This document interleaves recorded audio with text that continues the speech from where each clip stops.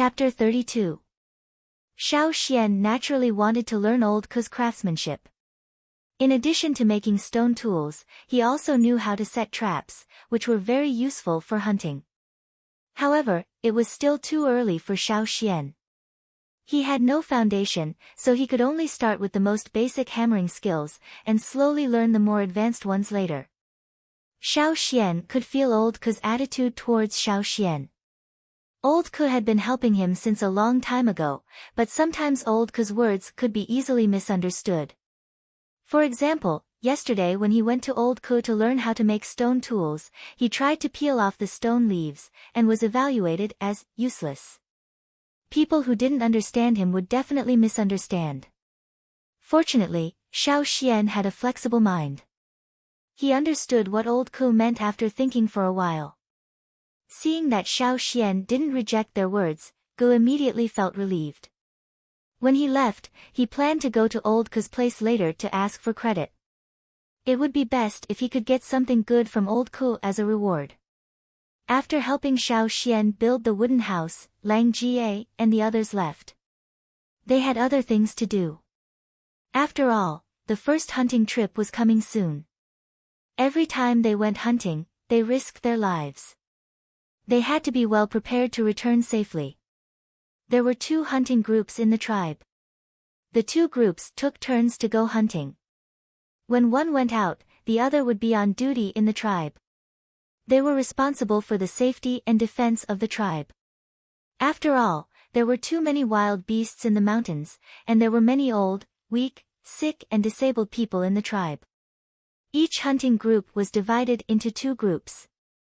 According to what Lang Jie said, they were divided into 2 groups according to the warriors' abilities. The first group consisted mostly of totem warriors who lived on the mountainside or above, while the second group consisted mainly of people who lived on the mountainside. Lang Jie and the others were in the second group. When Xiao Xian went hunting, he would naturally follow them. After Lang Jie and the others left, Xiao Xian looked at the newly built wooden house. Caesar was curiously walking around the wooden house. "If you shit in the house, I'll throw you out," Xiao Xian said. When they were in the cave, Xiao Xian had trained Caesar to go to a special place to shit like the children in the cave, or go directly outside the cave. Now that they had moved to a new place, he didn't know if the wolf could adapt quickly. "We will live here in the future. We will make a wooden table, chairs and stools," and, after lying on the bed and resting for a while, Xiao Xian took out the sewn animal skin bag that he had delivered in the morning. He went out to find some gravel and put it in the bag to weigh it. Xiao Xian found the gravel that was heavier. These gravel were thrown away as waste after the stone tools were made. There were still a lot of gravel, and they were piled up like a small hill. Probably because the stone worms didn't like the gravel, they were rarely found there. Therefore, not many people went there. When Lang Jie talked about weight training, Xiao Xian thought about it. Therefore, he asked someone to help him sew a special animal skin bag. After filling it with gravel, it weighed nearly 200 pounds. Xiao Xian once wondered if these stones were metal ores, but after looking at them, he found that these stones were no different from the other stones in the gravel field except that they were harder and heavier. Xiao Xian naturally wanted to use ironware, but he didn't know how to make iron. More importantly, there were a lot of things in this world that were completely different from his previous life. There were too many things that couldn't be judged by common sense. Most of the stones here were unfamiliar to Xiao Xian. Therefore, instead of spending a lot of time to study them, Xiao Xian was more willing to solve the problem at hand. He didn't want to think about making copper or iron now. He tied a few animal skin bags to his arms and legs. After tying them, he moved a little and felt that it was okay. He could still carry another stone. It was obvious that a totemic warrior's body was really strong. Then, the weight training started with his daily movements. Although Xiao Xian couldn't carry 1,000 pounds with one arm like Gu, he could still lift a few hundred pounds. If it was in his previous life, Xiao Xian wouldn't believe that he could have such strength. When Xiao Xian was trying, he saw Caesar baring his teeth outside, so he untied the animal skin bag with gravel. As soon as he untied it, he heard someone calling his name outside. Is Xian here? Two very tall and strong warriors came over. They looked very young, about the same age as Lang Ga. Their bodies were full of strong muscles, and their voices were rough and bold. I'm Tua, and he's Kiki. The shaman asked me to bring you something. Tua said. Tua was much calmer than Lang Ga. Although he looked at Xiao Xian, he didn't mean any harm. There was even a smile on his face. The shaman fulfilled his promise. On the first day that Xiao Xian had his own house, he sent people to bring food to him. It was also a compensation to Xiao Xian. There was a lot of meat, all of which had been processed, and some had been pickled. In addition to the meat, there were several kinds of plant tubers and fresh fruits. In addition to these, there were 2 bags of herbs. Xiao Xian had seen 1 bag of herbs when he lived in the cave. It was mainly used to treat small illnesses, so he knew how to use it. Tua told Xiao Xian about the other bag, which was mainly used to treat external bleeding. As for the other person, he didn't seem to be a well-behaved person. And just now Tua said, the shaman asked me to bring you something, instead of, we.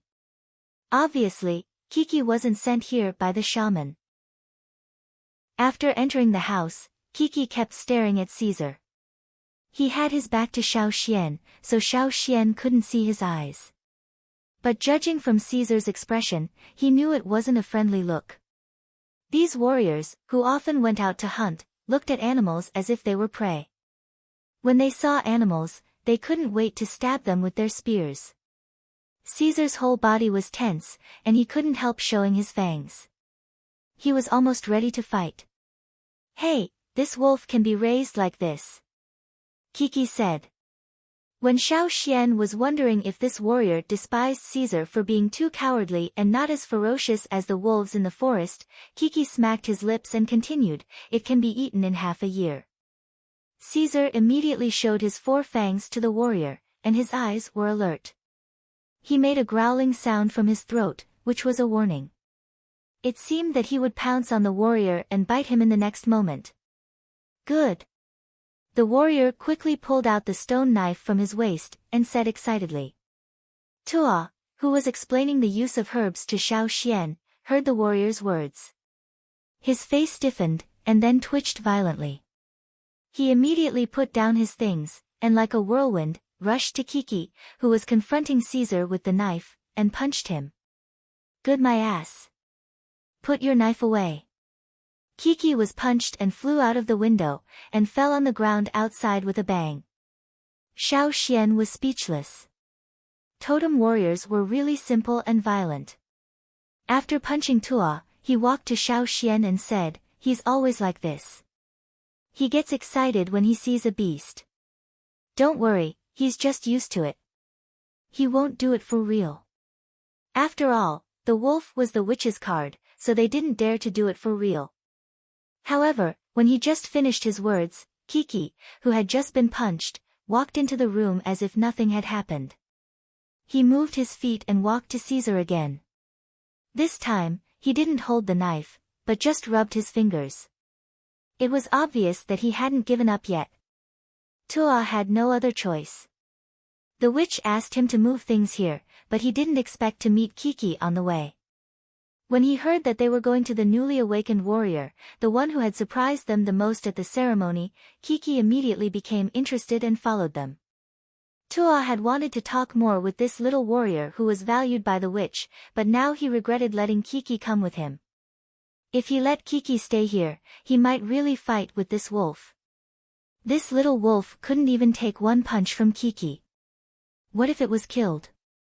They would be scolded by the witch. Xiao Xian only saw a shadow flash in front of him.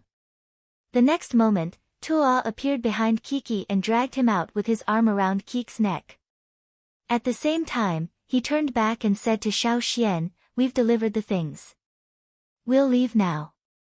We'll talk later when you go hunting with us. After the 2 left, Caesar also relaxed. He sniffed around, and then dragged out the animal skin bag that Kiki had just carried. It seemed that he was going to throw it out. Xiao Xian hurried to stop him. There were some dried fruits in the bag, many of which he hadn't tasted yet. It would be a waste to throw them away. While packing up, Xiao Xian recalled what Tuo had said. Tuo's last sentence meant that they were in the same hunting group as Xiao Xian. But Lang Jie and the others didn't mention these two people when they were talking. The first group. Chapter 33. Early the next morning, Xiao Xian tied the animal skin bag with gravel and ran to the training ground with Caesar. In the past, when he hadn't awakened, he had always been afraid. If he wasn't careful, he would be accidentally injured or even die. Now, he was much more confident. At least he wasn't so weak that he couldn't take a beating. People in the tribe did not know too many tricks. They could only imagine a prey and make a more direct response according to the prey's habits.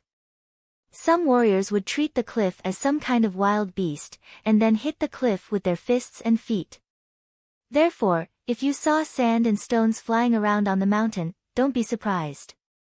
It was just a totemic warrior practicing. Just like that night at the shaman's place, the kid could break an ordinary stone, spear, with one punch. After Xiao Xian ran to the training ground, he chose a mountain and carried a stone. He ran from the foot of the mountain to the top. On the way, he looked for a good stone and started to dig it.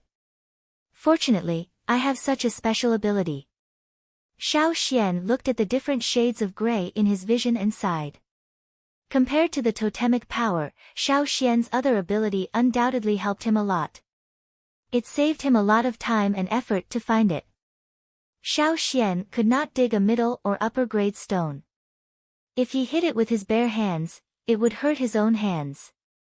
After digging out the stone he liked, Xiao Xian looked at the sky. It was almost noon, so he carried the stone and ran back. He went back to the wooden house to eat something, and then went to Old Ku's place with the stone he dug out. In the afternoon, Xiao Xian arranged for him to learn how to make stone tools. Stone tools looked simple, but there were many skills involved. It was not just about knocking. First of all, you have to know how to identify the stone. Even stone cores of the same hardness may not be the same. Old Ku took out two similar stone cores and said. Xiao Xian watched as Old Ku directly knocked and peeled off one of them, while the other was heated and cooled. Old Ku explained to Xiao Xian the color change and cooling time of several kinds of stones after heating. Some stones would change in color and texture after being heated, while some would only change in texture, and some would have no reaction to the heating process at all. Sometimes, the temperature had to be controlled during heating. It was necessary to understand what temperature was the best for peeling and what temperature was not suitable for peeling. As for this temperature, without a precise instrument to measure it, he could only rely on his feelings and experience. For example, if Xiao Xian felt the same temperature, Old Ku would be able to tell which one was hotter just by touching it.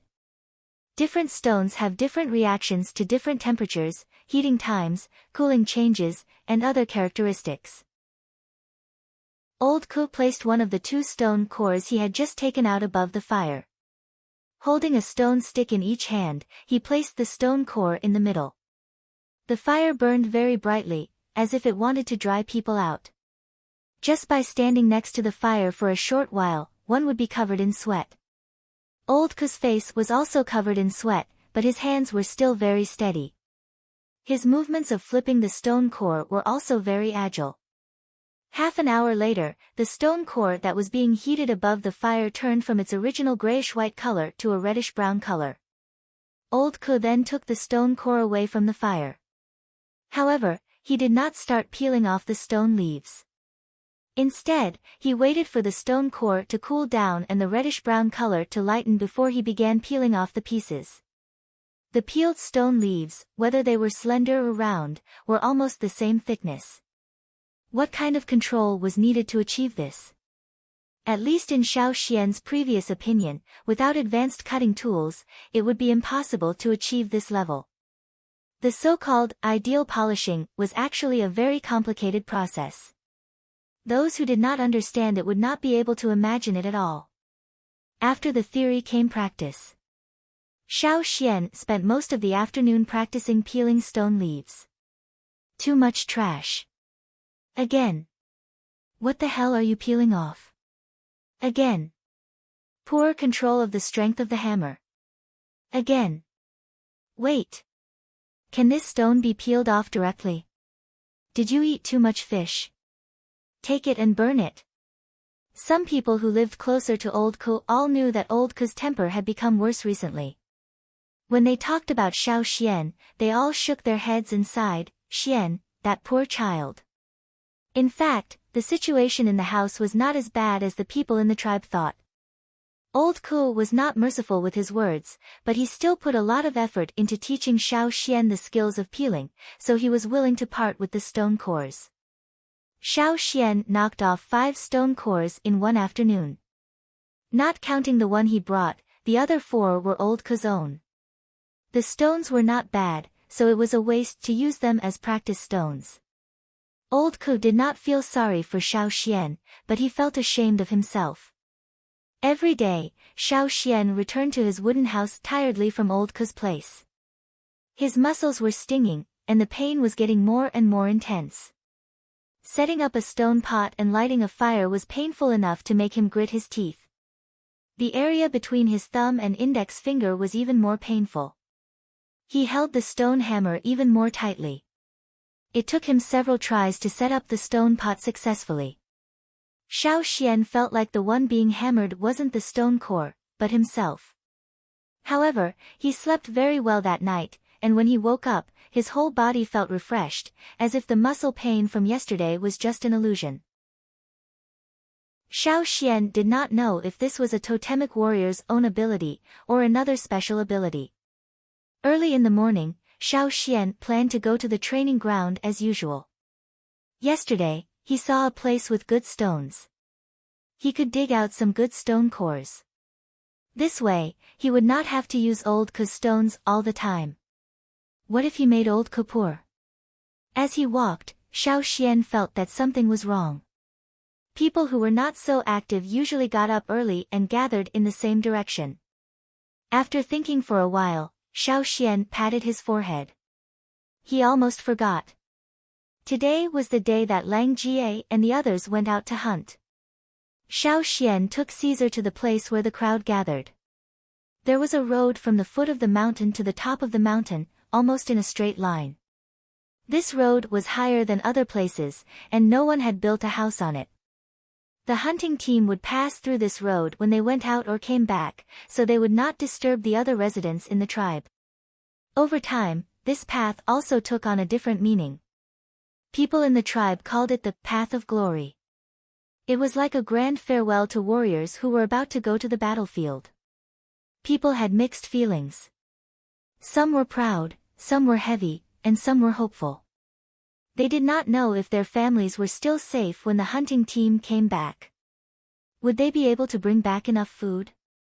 Most of the people gathered on both sides of the Path of Glory were the families of the warriors who went out this time, from the elderly to the children.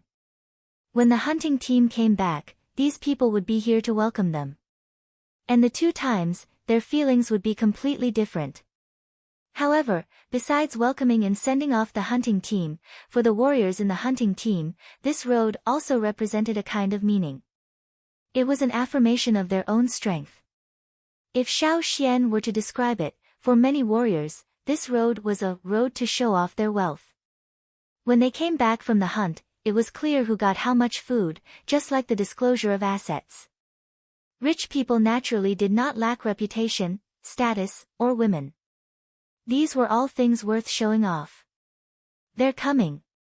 Someone shouted. Xiao Xian looked over. There were about 200 people coming down from the mountain, and the one walking at the front was the leader of the hunting team. Xiao Xian had seen him on the night of the sacrificial ceremony. Not only the leader, but also several people behind the leader, Xiao Xian also felt familiar. They were all the people who danced by the fire pit that night. The people walking down the mountain, no matter if they were smiling or looking serious, each of their steps was full of momentum, like a general on the battlefield. At the back of the team, among the tall warriors, several children who were obviously shorter than the others were very eye-catching. Among them were the leader's grandson, Mao, and Fei, who had shown off in front of Xiao Xian before. Hey, who are those children? Of course, they are strong enough to join the first hunting team. They are the best among the awakened warriors this year. Hey, is that Mao? No wonder he is the leader's grandson. The crowd was talking about it. Sai's father pointed at Fei and the others in the hunting team, and said to Sai, "Look, they are about the same age as you, and awakened in the same batch. They can join the first hunting team. What about you?" Sai straightened his neck. "Why don't you live on the mountain?" Sai's father choked, and directly threw 2 punches and 2 slaps at him. Chapter 34. After the hunting team left, the tribe returned to its usual pace of life. However, compared to last year, the riverside was much more lively this time. After experiencing the initial fear of the unknown creatures in the river, the people no longer feared the creatures in the river because of the benefits brought by the big-mouthed piranhas. It turned out that the creatures in the river were not so scary after all. As long as they were careful, they could get enough food. Under the joint management of Tu and Jiaba, the life in the cave was quite stable. With the daily fishing activities and enough food, the small bodies of the children were not as weak as before. At the same time, the children in the cave were getting more and more united. They had no choice but to work together to fight against the enemy. The ability of a single person was too small, and they did not even have the advantage when fishing. As for the stone worms, Xiao Xian would take Caesar to catch them every 2 days. After catching enough stone worms, they would store them for the children in the cave. Stones could not trap the stone worms. Some people used stone jars to put the stone worms in, but the next day, they found that there was a hole in the jar, and the stone worms were gone. However, Tu discovered by chance that wooden jars and straw ropes, which were not as hard as stones, could trap the worms better than stone jars. Even if they could not be trapped for too long, a day or 2 would not be a problem. This solved the problem of Caesar running to the cave every day. Xiao Xian still went to the training ground to look for stone cores in the morning, and went to Old Ku's place to learn the stone skills in the afternoon. After more than 10 days, Xiao Xian felt that he was much stronger than when he had just awakened his totemic power. He was also more skilled in controlling the totemic power, and could switch between the 2 powers in his body more freely. It seemed that learning the stone skills was also beneficial to controlling the totemic power. Xiao Xian ran through the woods like a monkey, heading towards the place he had chosen yesterday. His figure flashed, and the branches swayed slightly. The sound was very low, like a breeze. Caesar ran behind him. This place was still within the range of the tribe's guards, so Xiao Xian did not need to worry about any ferocious beasts. The reason why he deliberately controlled the sound was just for the future hunting activities. There were many times when one had to be stealthy when hunting. One had to quietly approach the prey and hide one's aura. If one's movements were slightly bigger, it would alert the prey or other ferocious beasts that one could not defeat. Xiao Xian had seen Lang Jie and Mai's stealth ability before. Mai moved stealthily, so he was still some distance away from them. Xiao Xian also saw many children who had awakened in the same batch as him, including Sai, in the mountains where he was training. "Hey, isn't that Xian?" Sai's father looked at the figure that flashed through the woods and said.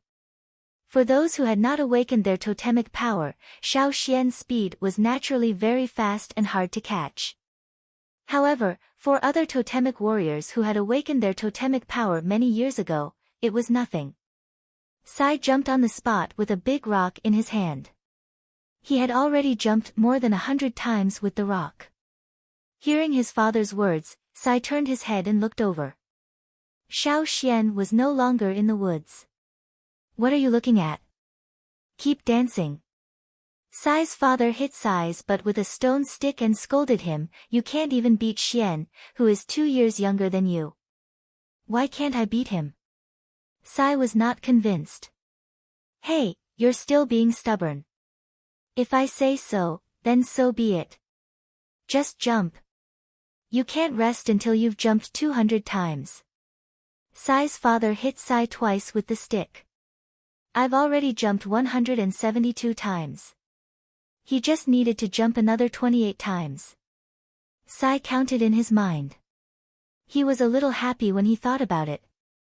Should he go catch flying squirrels or look for food during the rest time? He wondered if there were any more of those green and crunchy fruits that he had eaten 2 days ago. Sai swallowed his saliva and was full of expectation. Then he heard his father say with his eyes wide open, "Do you think I don't know how to count? You've only jumped 127 times. There are 73 more."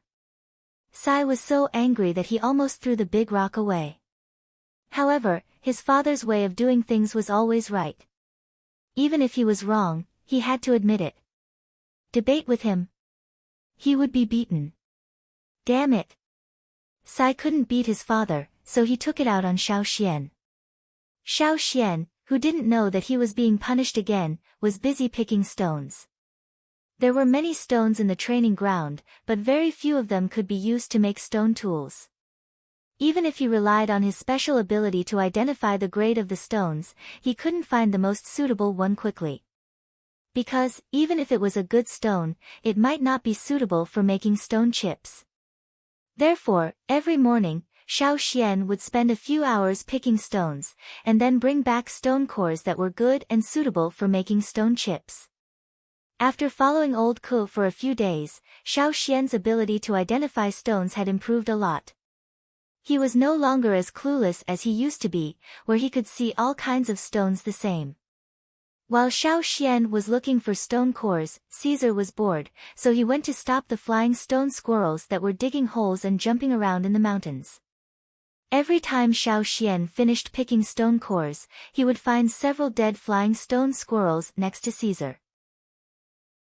Sometimes, Xian felt guilty when he looked at Caesar. Caesar was a good wolf, but he had raised him into this. In the afternoon, Xian brought the selected stone cores to old Ku's place. Old Ku taught Xian how to determine the best angle and surface for making stone chips, and which stones were suitable for what. After that, old Ku sat at the side and watched Xian make stone chips. After taking off his animal skin coat, Xian picked up the stone hammer and started hammering with his bare upper body. In the first few days, his animal skin coat was soaked with sweat, and water could be wrung out with a little twist. Later, Xian threw his animal skin coat aside to avoid the smell of sweat. Ding! Ding! Ding! The hammering sound that would be heard every afternoon began. 1 hammer, 2 hammers, 50, 51, 100 hammers, 500 hammers. As if he didn't know what fatigue was, Xian kept knocking on the stone core. The huge stone core became smaller and smaller as more and more stone leaves fell from it than a few days ago. After hammering the first stone, Xian did not rest. He continued hammering the second stone, the third stone. After hammering the third stone, Xian felt as if he had fallen into a water tank and was fished out. After drinking some water, Xian stood at the side and listened to old Ku explain the details that he needed to pay attention to during the grinding process. He explained the shape of the stone chips, how to grind them, and how to grind the rest of the stone core. Old Ku said that every stone had its own story. Even the best stoneware maker might not be able to decipher every stone. However, every time old Ku explained to Xian, he would try his best to teach him everything that he had learned so far. Xian listened attentively. Many of the seemingly indifferent words actually hid many skills. After resting for a while and listening to old Ku's teachings, Xian continued. However, he was not hammering, but grinding. Whether it was hammering or grinding, if he wanted to reach old Ku's high standards, he had to be more careful during the grinding process. He had to control his totemic power more precisely. This was not an easy task. During the grinding process, Xiao Xian was immersed in it. All of his consciousness was focused on the stone that he was grinding. It was not obvious, but once the grinding was completed and he regained consciousness, he would feel a throbbing pain in his head. Sometimes, it would feel like he was being stabbed by an awl. It was so painful that his forehead would be covered in sweat. Old Ku said that this was normal. He had experienced this in the past. Although it was difficult, the results were obvious. Xiao Xian's control of his totemic power was more precise. Old Ku, who was sitting next to him, had a satisfied look in his eyes. Xiao Xian's growth was far beyond his imagination. Just now, he was only thinking about when Xiao Xian could become an intermediate totemic warrior. He glanced at the totemic patterns on Xiao Xian's upper arm, but he did not expect such a discovery. He could see the slightest error in the stone crafting, so how could he not see the length of the totemic patterns on Xiao Xian's arm? Don't underestimate the length of a little finger. This was something that some people could not achieve even after several years. But how long had it been since Xiao Xian awakened? At this speed, how far could a beginner totemic warrior be? Old Ku only felt his eyelids twitch even more. Chapter 35. Ku Xian rubbed his twitching eyelids and stood up from the stone bench. Since he was missing a leg, he swayed a little when he stood up. Naturally, Xiao Xian noticed him. Xiao Xian looked at Old Ku in confusion as he put down the stone tool and grindstone that were about to take shape. He was in a good state just now and didn't feel like he made any mistakes. His polishing process was also up to Old Ku's standards, but what was with Old Ku's "what the fuck" look? Xian, you. Ku Xian stuttered. You. After a long while, Ku squeezed out a sentence, how do you usually train? Xiao Xian didn't know what Old Ku meant, but he still explained his training schedule in detail. Of course, he didn't tell Old Ku Xian about his special ability. In fact, rather than training, it was better to say that he was preparing to polish stone tools. Many of the children who had awakened at the same time were either training their strength or practicing throwing. Only Xiao Xian spent most of his time looking for stone cores.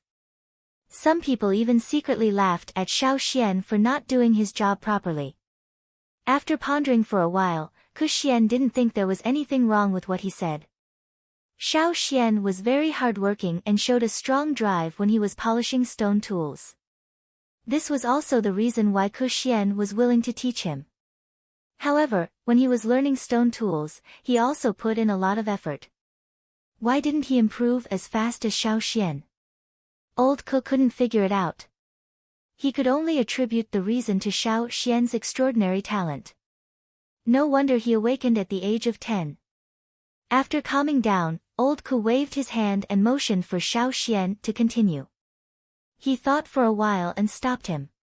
He took out a wide grass curtain and divided the polishing process into 2 parts. He motioned for Xiao Xian to go to the inner part. Although confused, Xiao Xian still did as he was told. Old Ku must have his reasons for doing this. Through the grass curtain, Old Ku could see the little figure polishing stone. Old Ku slowly rubbed a stone leaf in his hand. He seemed to have thought of something and his frown relaxed. He couldn't help but chuckle. When the sun was about to set, Xiao Xian came out from the inner compartment covered in sweat and handed the polished stone tools to Old Ku for inspection. There were more stone leaves and stone cores to be polished today, so it ended much later than usual. However, Old Ku did not check the stoneware one by one like he did a few days ago. Instead, he casually pushed the pile of stoneware aside, glanced at it for a while, and then stopped looking at it. Instead, he said to Xiao Xian, you can go back now. From tomorrow onwards, you can do whatever you want. You can do whatever you want. Okay, I got it. In fact, Xiao Xian had wanted to make something of his own for a long time, but his skills were too bad at that time. The things he made were completely different from what he had in mind, and he always failed halfway. Now that old Ku said so, it was also in line with Xiao Xian's wishes. To make a satisfactory stone tool, the process involved included peeling stone leaves, polishing, pressing, heat treatment, and so on. The tools needed included hammers, pressure rods, plungers, grindstones, stone anvils, and other fixed objects. Xiao Xian didn't have a complete set of tools in his wooden house, so he could only come to old Ku's place every day to make something. However, Xiao Xian didn't dare to think too much at first, so he started with the stone tools he was familiar with in the tribe. The next day, Xiao Xian took the stone cores he had picked for the whole morning to old Ku's place and started polishing. Xiao Xian wanted to polish a double-winged stone arrowhead, which was the most used stone arrowhead in the tribe. Lang Jie used it a lot. Old Ku had also told Xiao Xian the essentials of making stone arrowheads. The rest could only be learned through polishing, and old Ku would also point out some details to pay attention to. After a few days, old Ku didn't sit next to Xiao Xian and watch him polish. He didn't need to say anything, because Xiao Xian could already do it very well. Leaning on a wooden stick, old Ku took out a wooden box filled with all kinds of stone tools, big and small, and placed it outside the house. Inside were the stone tools Xiao Xian had polished these days. Most of them were spearheads and arrowheads, and the style of the stone tools they polished was somewhat different from old Ku's. In the past few days, old Ku had changed his rules. In the afternoon, he didn't let people into the house. In the morning, he would take out a lot of finished stone tools and place them on the table. If anyone took a fancy to them, they could quickly exchange them. After noon, old Ku would pack up and enter the house. He wouldn't come out for the whole afternoon. Therefore, when they saw old Ku putting out the things at this time, some people gathered around. "Hey, old Ku, why are you putting things out at this time today?" "Hey, old Ku, these things aren't made by Xian, right?" Many people knew that Xiao Xian was learning stone tools from old Ku, but no one was optimistic about it. Some people secretly discussed how long Xiao Xian could last. Would he be like those people before him, who couldn't help but leave after a few days, or would he be forced out by old Ku? They didn't expect him to last until now. Looking at old Ku, he didn't seem to be angry. It was really strange. However, the person who said that the stone tools were made by Xiao Xian laughed after saying it. The people who came with him also just laughed and didn't take it seriously. After all, in their opinion, that kid had only been learning from old Ku for a few days. It was absolutely impossible for him to make such a successful stone product. They were just joking about old Ku. This stone arrowhead is well polished. It's perfect for laying bows and setting traps. Hey, the barbs are well polished. I like them. A person squatted down and began to pick out the stone arrowheads he liked. Seeing that someone had already started, the others stopped joking around and started to pick the stoneware they liked. They were afraid that the good stuff would be taken away by someone else. After all, the stoneware made by old Ku was much better than the others. "Hey, old Ku, did you change your style?" The arrowheads didn't have such long barbs in the past. A warrior picked out a stone arrowhead and touched the wings on it. Ku, who was sitting there, just kept a straight face and didn't answer. The warriors who came to exchange their stone tools were already used to old Ku's behavior. They didn't expect old Ku to explain. It wasn't strange for a stone tool maker to change his style. Hunting consumed a lot of stone tools. Because many of them were disposable, unlike metals, they couldn't be reused. So the scrap rate was especially high. This also led to the warriors preparing a lot of stone tools before every hunting trip. The last hunting team had been out for almost 20 days. Generally speaking, the hunting team wouldn't go out for more than 20 days. Even if they were in trouble, they wouldn't go out for more than 30 days. After all, the warriors' families were still in the tribe. If they didn't come back, their families would starve. So, after some calculations, the hunting team that went out would be back soon. The other team was also preparing. They were just waiting for the people who went out to come back. Then they would hand over the tribe's affairs and set off for hunting. Of course, the more stone tools they had, the better. They will be back in these 2 days. I saw someone bring the wounded back in the morning. This time, 2 of them were seriously injured, but their lives weren't in danger. I heard that no one died. Someone said while picking. So, we are also going to set off. I have to go back and get more things to exchange with old Ko. Didn't you say 2 were injured? Who were they? The crowd began to talk again, but their hands didn't slow down. Every time they saw a stone tool, they would grab it tightly in their hands. Those who were slower than them could only regret that they didn't make the first move. If you want to exchange, then hurry up and get out. Old Ko waved his arm with a cold face. If they wanted to talk, they should go somewhere else. Xian was still polishing in the house. What if they disturbed him? In the eyes of the crowd, old Ko was too difficult to get along with. It seemed that he didn't care about anything except stone tools. He was also very fierce when he scolded people. But in fact, old Ko valued Xian more than anyone else. When these people began to talk, old Ko was not happy and immediately drove them away. The crowd didn't get angry. They stopped talking and quickly went back to pick. When almost all the things were put on the table, no one came back. Old Ko picked up the remaining small stone tools and put them into the wooden box. He shook his head and whispered to himself, "Why don't I like these small stone tools? In fact, as long as they are used well, they are much more lethal than those big ones." When Xian finished polishing for the day and dragged his tired body back, the hunting team that went out also came back before sunset. Chapter 36. In the cheers, the hunting team walked on the path of glory, leaving long shadows in the sunset. The strong warriors were carrying much bigger prey on their backs, like an ant carrying a quail egg.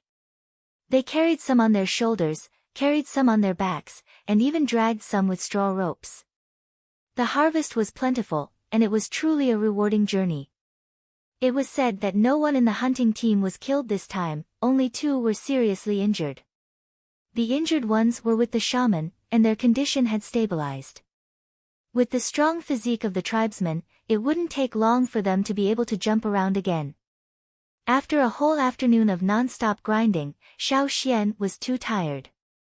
After finding Lang Jie, Mai, and the others, he turned around and went back to the cabin. He didn't rush to greet them with cheers like the others. At the front of the team, Mao, who was obviously shorter than the others, was carrying 2 big wild boars on his back. He was very proud of himself. Listening to the praises from the crowd, he couldn't stop his mouth from grinning. It felt so good. He straightened his back again, and turned his head to look at the crowd, just in time to see the back of Mai and Caesar leaving. Because he was too tired, Xian didn't have much energy either. Looking from the back, he did seem to be in a bad mood. He must have been defeated by me, Mao thought. Carrying 2 big wild boars, Mao was still thinking about how to defeat Xian in the future when he joined the hunting team. After a night's rest, Xian felt full of energy. Even the soreness in his muscles had disappeared, as if he didn't persist in grinding for so long yesterday. As usual, he picked stone cores in the morning, and went to Old Ko's place in the afternoon. But today, Old Ko gave Xian half a day off, so that Xian could have some rest. Looking at the results of his grinding these days, Xian picked some stone cores and took them with him. Old Ko only took out half of the finished stoneware, and the other half was kept by Old Ko for Xian's own use. Therefore, Xian still had a lot of stoneware in stock. Xian used 2 net bags woven with straw rope to carry some of the stone tools he had selected. Then, he carried them up the mountain. When Xian arrived, Lang Jie was still sleeping. After going out to hunt, when there was no shift, he would always sleep for 3 or 4 days. What's the matter? Lang Jie yawned, his drooping eyelids almost closing. Oh, I just came to give you something. Go back to sleep. Xiao Xian placed one of the net bags on the stone table in the room and planned to leave. Originally, he wanted to listen to Lang Jie talk about hunting, but now it seemed that he had to wait for a few days. For me. Although he was sleepy, Lang Jie was still very curious about what Xiao Xian had brought. When the bag was opened and he saw the polished stone arrowheads inside, Lang Ga's squinted eyes suddenly widened. His eyes flashed as he took out an arrowhead and began to examine it carefully. Xiao Xian made the wings on the arrowhead according to the size and shape Lang Jie was used to. Therefore, the barbs were longer than the others because Lang Jie was used to using them. If he changed it without permission, Lang Jie might not be used to it, so Xiao Xian didn't add any other ideas. Lang Jie looked at the arrowheads in his hands and became more and more surprised. The arrowheads in front of him were very well polished, and the most important thing was that the wings were almost perfect. The wings of the arrowheads could play a role in balancing the flight of the arrowhead, allowing the arrowhead to hit the target more accurately. If the wings were slightly out of place, the hunting effect would be greatly reduced. In order to increase the lethality of the arrowheads, Lang Jie polished the wings of the arrowheads himself. The edges of the arrowheads were more prominent, the tips were sharp, and there were 2 long barbs. Lang Jie had always felt that only the arrowheads polished by himself were easy to use. The arrowheads polished by others, even his grandfather, might not be easy to use. But now, looking at the arrowheads in his hands, Lang Jie was very surprised. With just a glance and a weight, he knew that these arrowheads would be very easy to use. The arrowheads in his hands looked almost exactly the same as the arrowheads that Lang Jie polished himself. No, they weren't exactly the same. The arrowheads in front of him were polished more perfectly. Usually, when Lang Jie polished the arrowheads himself, because of the large demand, he didn't spend time polishing some details. But these arrowheads in front of him? Hey, Xian, thank you, I like them very much. By the way, please thank old Ku for me. Thank him for the arrowheads he polished. In Lang Ga's opinion, these arrowheads were naturally polished by old Ku, and Xiao Xian naturally asked for them from old Ku before sending them over.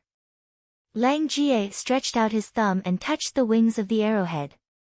TSK, the edges of the arrowheads were very well polished. As expected of a master's product. Xiao Xian, who had just walked out of the door, turned back and smiled. I'll help you pass on the message. By the way, I polished those arrowheads myself. You can see if they're good for you when you use them. Hearing Xiao Xian's reply, Lang Jie, who was touching the arrowheads, froze. He raised his eyes and looked at Xiao Xian in astonishment, the muscles on his face trembling violently. Wait. Lang Jie strode in front of Xiao Xian, holding the arrowhead in his hand.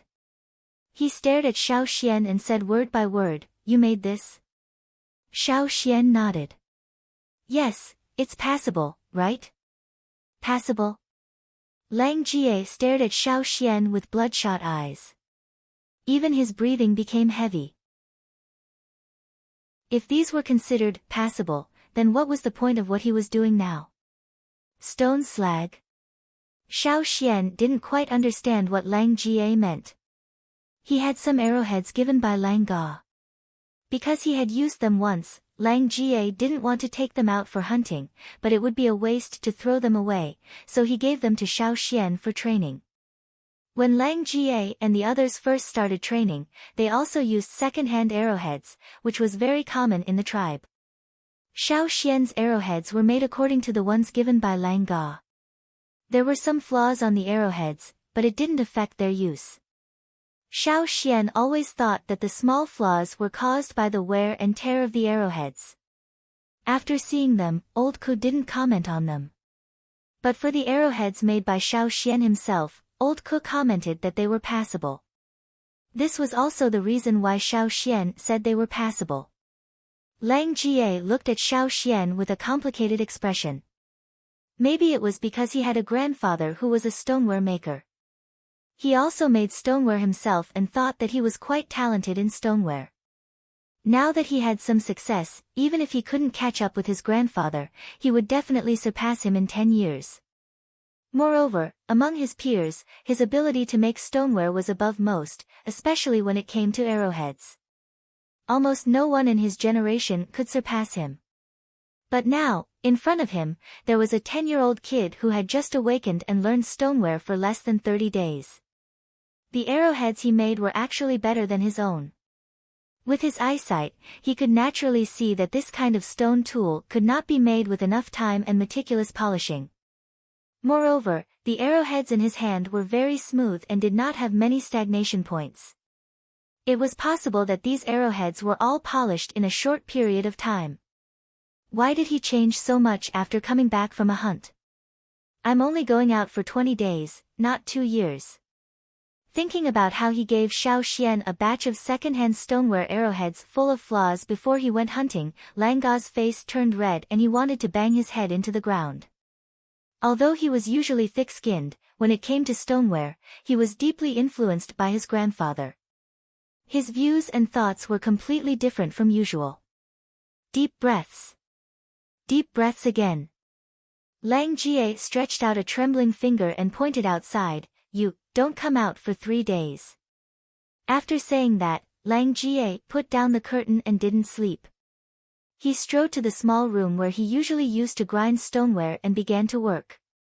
In another room next to Lang Ga's room, an old man with a head full of white hair walked out. Although he was old, his body still looked healthy. It wasn't a problem for him to carry a stone that weighed 100 pounds. This man was Lang Ga's grandfather.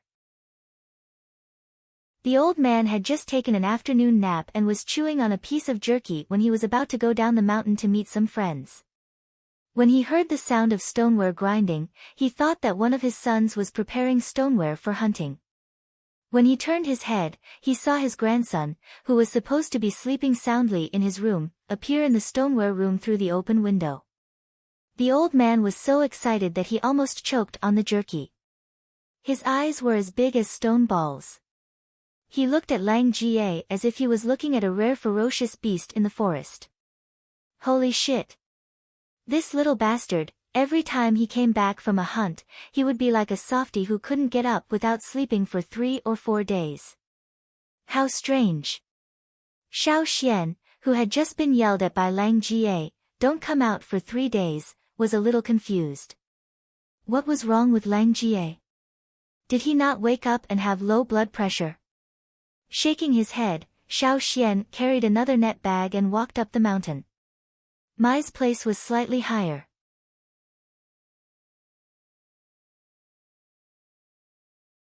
However, when he gave it out, he did not expect to receive such a gift in return. These, are you really polishing them yourself? Mai looked at Xiao Xian, and saw Xiao Xian nodding. Mai then looked at the stone tools in his hands. He did not expect Xiao Xian to have such a gift. In this case, even if Xiao Xian could not improve his strength in the future, he would be able to live a peaceful life in the tribe. He would not have to starve. After being stunned for a while, Mai laughed, "Good. Very good." Unlike Lang Jie, Mai did not spend so much effort on crafting stone tools, nor did he care much about them. Therefore, when he saw Xiao Xian's stone tools, he only admired them. After putting away the spearheads, Mai asked about Xiao Xian's training during this period, and gave some suggestions. He did think highly of Xiao Xian, but he also agreed that the newly awakened ones should train more. There was no need to rush to join the hunting team.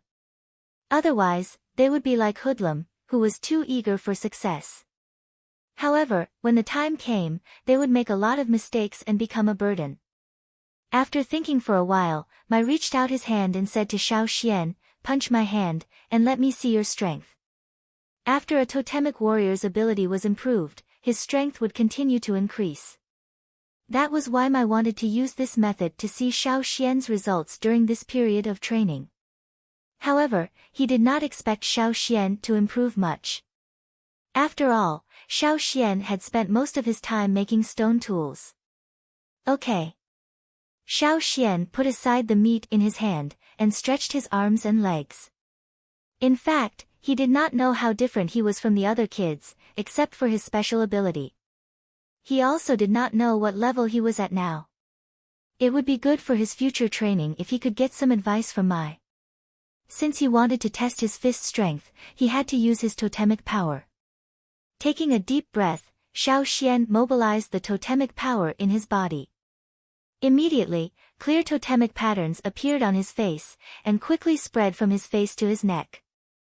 Mai was satisfied to see Xiao Xian mobilizing his totemic power so quickly. He was much better than the other kids who had been preparing for a long time.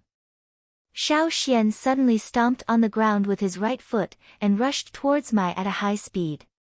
He punched Mai's hand. Bang! The fist hit the palm, but it was like a collision between rocks. Xiao Xian felt as if he had hit a hard steel wall, which was completely different from the rock he had hit in his training. Xiao Xian staggered back 2 steps, and took back his fist. He grinned and rubbed his fist. Actually, it wasn't just his fist that was hurting. His entire arm was aching. Sure enough, there was such a big difference between a newly awakened totemic warrior and an intermediate totemic warrior. Looking at Mai, he looked like he had just hit a piece of tofu, and his hand was not even red.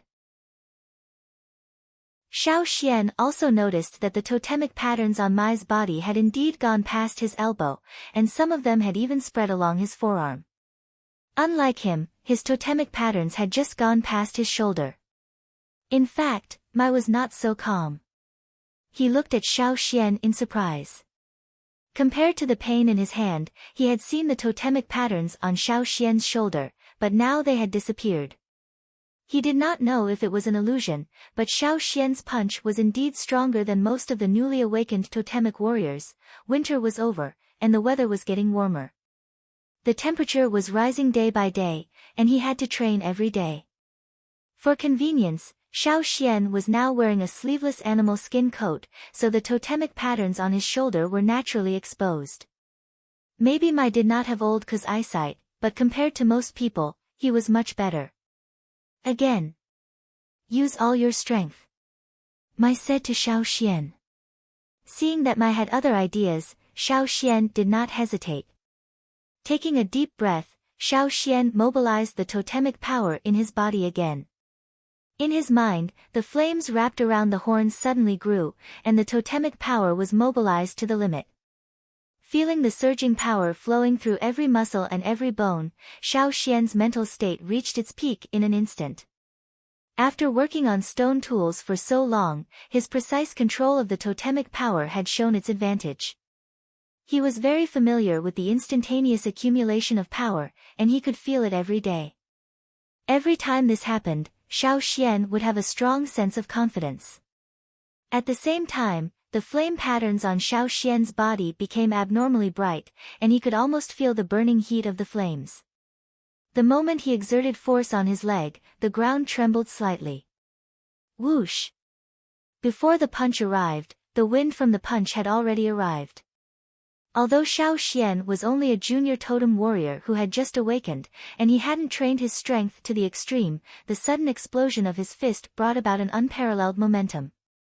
Looking at the kid in front of him who only reached his waist, Mai's eyes widened slightly. Bang! A clear cracking sound could be heard. Xiao Xian suddenly felt a sharp pain in his entire arm, as if he was being roasted on a bonfire. The burning pain was endless. Mai's face even stiffened for a moment, but soon returned to normal. However, he was still shocked. He stared at Xiao Xian, and did not withdraw his outstretched hand for a long time. Xiao Xian, who was pushed back a few steps by the recoil, waved his arms and made a hissing sound. He didn't expect it to be so painful. Compared to the feeling of the last punch, the difference was not just a little bit. Xian, Mai said with some difficulty. Ah. Xiao Xian waved his arm, and looked at Mai. He was not worried about his arm. Even if it was broken, it would heal in a few days. This was the advantage of the tribesman's physique. You go back, And get ready." Hearing Mai's words, Xiao Xian wondered if Mai would tell him not to come out for 3 days, just like Lang Jie did. He continued to look at Mai, waiting for him to continue.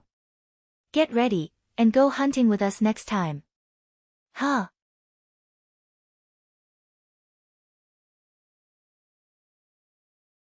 After leaving Mai's residence, Xiao Xian walked briskly down the mountain. Every step he took was huge, but his movement was very small. It looked like he was just floating over the stones.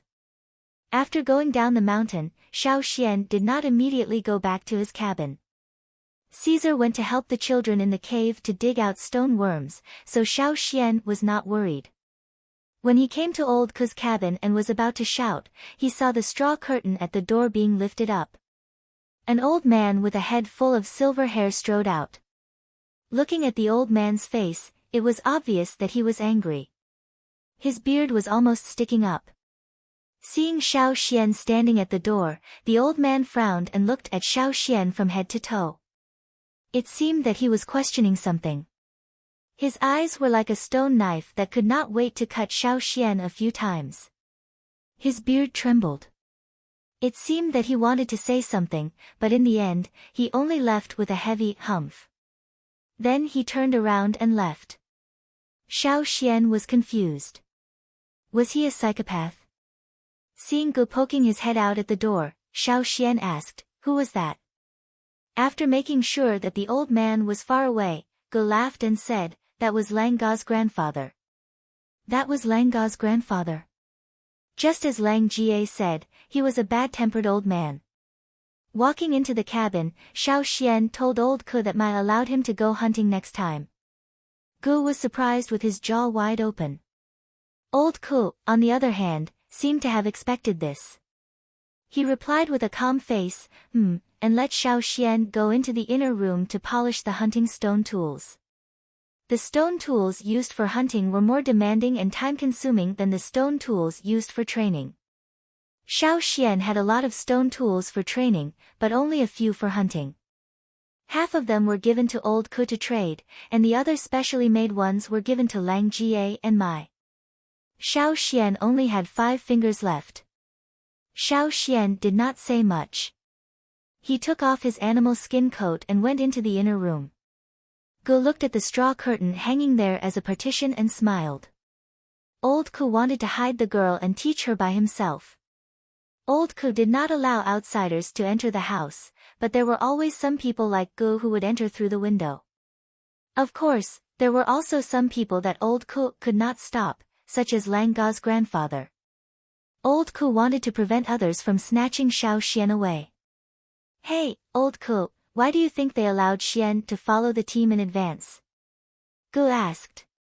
Old Ku did not say anything. "Tch, if you don't want to answer, then don't answer." Gu walked inside and carefully lifted the straw curtain to look inside. He wanted to see what was different about Xiao Xian compared to before. He could even make Mai, who had always been strict, let him go. After looking for a while, Gu walked back with his chin in his hand. He was shocked as if he saw a carnivore suddenly become a vegetarian. He. Before Gu could say what he had just seen, he saw Old Ku holding a white knife and sharpening it. The word "he" was stuck in his mouth. After a while, he stuttered and pointed at the knife that was being sharpened, and then at Old Ku. You. There were many marks on the body of this saber, and there were also many small gaps on the blade, which looked like saw teeth. This was caused by its previous use. The hilt that was installed in the early years was also broken, so it was simply removed. The part of the hilt that was exposed was a part that was integrated with the saber body. The original hilt that was installed on this part of the saber. Ji's eyes were glued to the knife, and he could not return to his senses for a long time. He had already guessed what Old Ku wanted to do. It was also because of this that he was surprised. This was even more shocking than seeing Xiao Xian's totem pattern. When Xiao Xian finished sharpening the stone core and walked out, Old Ku was installing the handle on the knife that had already been sharpened. The handle was installed with a kind of resin, which was mixed and melted. Xiao Xian had used this method before. It felt good, much better than wood or rope. Wait for a moment. You can take it back when the handle is done. Old Ku said to Xiao Xian, who was about to leave. Xiao Xian looked at the knife. The knife was wide, and the blade was about 1/2 meter long. The back of the knife was about a finger thick. It was much thicker than many of the stone knives that Xiao Xian had made. Looking at Ji Yi's expression, Xiao Xian knew that this knife was extraordinary. He had never touched the knife, so he could not say anything. However, as he looked at it, he felt a heavy chill coming from the knife, as if it wanted to press people into the ground. What is this? Xiao Xian was puzzled. This is a knife made from the teeth of a ground shell. Gu looked at the knife, his face full of reluctance. He wanted to snatch it and hold it in his arms. This knife had not appeared in front of anyone since Old Ku's leg was broken. He had begged Old Ku countless times before, but Old Ku never agreed. He was not even willing to take it out to sea. But now, Old Ku was going to give this knife, which symbolized his best days, to Xiao Xian. Gu was envious, but he also knew that in his current situation, he could only be envious. There was no need to think about anything else. Ground shell. It was a ground shell. Even though Xiao Xian had not seen it with his own eyes, he had heard from Lang Jie that it was a giant ferocious beast that lived underground. When hunting, if you met a ground shell, don't even think about throwing stone spears at it. The only thing you could do was to run away. No one wanted to fight a ground shell, because they could not win. He had heard so many hunting stories from Lang Jie, but he had never heard of a hunting team fighting against a ground shell. When Old Ku handed the knife to Xiao Xian and pushed him out of the door, Gu was still craning his neck to look around. His eyes were glued to the knife. Xiao Xian stood outside the house for a long time with the knife in his arms. It was not obvious, but it weighed at least 200 pounds. Chapter 39. Xiao Xian placed the saber that Old Ku had given him on the newly made stone table in the house. Caesar stared at the saber on the table from 2 meters away and bared its teeth. Ever since it had sniffed the saber at a close distance, it had become very cautious. Its eyes were full of vigilance, and it kept a certain distance from the saber. Xiao Xian reached out and touched the saber, which was not as cold as the stone. After dozens of years, the strong murderous aura on the saber had settled down. After many rounds of polishing, the saber had become a little smaller due to wear and tear.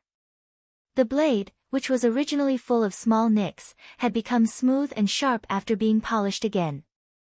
Sighing softly, Xiao Xian carefully put on the saber with a leather sheath. Old Ku had given him his precious saber, and he wasn't afraid that he would lose it. Putting the saber aside, Xiao Xian took a slate. The slate was made of low-grade stone, and Xiao Xian had specially brought it back to use as a writing board. He listed out the number of stone tools he planned to make and wrote them down on the slate. In addition to spearheads and stone arrowheads, Xiao Xian also planned to make a few stone balls to bring along. When the time came, he could use the stone ropes or beast-tripping ropes. For 3 consecutive days, Xiao Xian spent time at Old Ku's place, polishing stone tools and listening to Old Ku talk about hunting. Old Ku didn't talk about his glorious past, and Xiao Xian didn't ask. When Old Ku wanted to talk about it, he would. After finishing polishing the stone tools, Old Ku asked Xiao Xian, "Do you know why people who live on the mountainside rarely go fishing?" Xiao Xian had always wondered about this question. Since everyone knew that there were fish in the river, why were there still so many people willing to risk their lives to hunt? Logically speaking, fishing was so easy. As long as one mastered the technique, it wouldn't take much effort. Moreover, as far as Xiao Xian knew, not everyone who lived on the mountainside had enough food. But in fact, Xiao Xian had only seen a few elderly people with limited mobility going down the mountain to join in the fishing. He didn't see any children on the mountain participating in the fishing. As for the soldiers, there was no need to mention them. Other than those who were responsible for guarding the river bank, he basically didn't see anyone snatching fish from the people of the mountain foot district. Old Ku raised his head and looked out the window. They could see the mountains in the distance from that direction. Because of the ancestral teachings. Old Ku said, 900 years ago, the chief and the shaman left a warning at the same time. As long as you are a healthy warrior, you must go out and participate in hunting. Even when there is enough food, you must not indulge in comfort or slack off. I must do everything possible to improve myself. It wasn't easy for a totemic warrior to improve. When they went out to hunt, they had to go through many life and death struggles before they could be promoted from a beginner totemic warrior to an intermediate totemic warrior. It was even more difficult to improve further. People like Mai and the others were almost mentally prepared to stay in the wilderness every time they went out to hunt. On the whole mountain, the people who lived in the mountain foot district were the weakest in terms of overall strength. At the same time, it also showed that these people's mentality was relatively lazy. But even so, Xiao Xian didn't see any reluctance on anyone's face every time they went out to hunt. Everyone was very active, even if they could now catch enough fish. Many warriors on the mountain didn't let their children go down the mountain to fish, probably because they didn't want their children to form the idea that getting food is actually very easy. From the brainwashing teachings passed down from generation to generation, they only needed to know that if they wanted food, they had to go into dangerous places and fight with the ferocious beasts in the mountains. Only with pressure would there be motivation to improve. A warrior who hasn't been tested by hunting is not a real warrior. Old Ku concluded. It sounded cruel, but it was understandable. Thousands of years of persistence couldn't be changed by a fishing incident. They believed that it was easy to slack off when fishing, so they would continue to persevere. Not to mention, the chief and the shaman had already made a development plan a long time ago. There was nothing to do with fish, and the focus was on the distant mountains. Xiao Xian remembered the murals on the wall of the stone room in the cave, and the last sentence, "One day, we will return to the old land." The glory is still there, and the fire of Yanjiao will never be extinguished.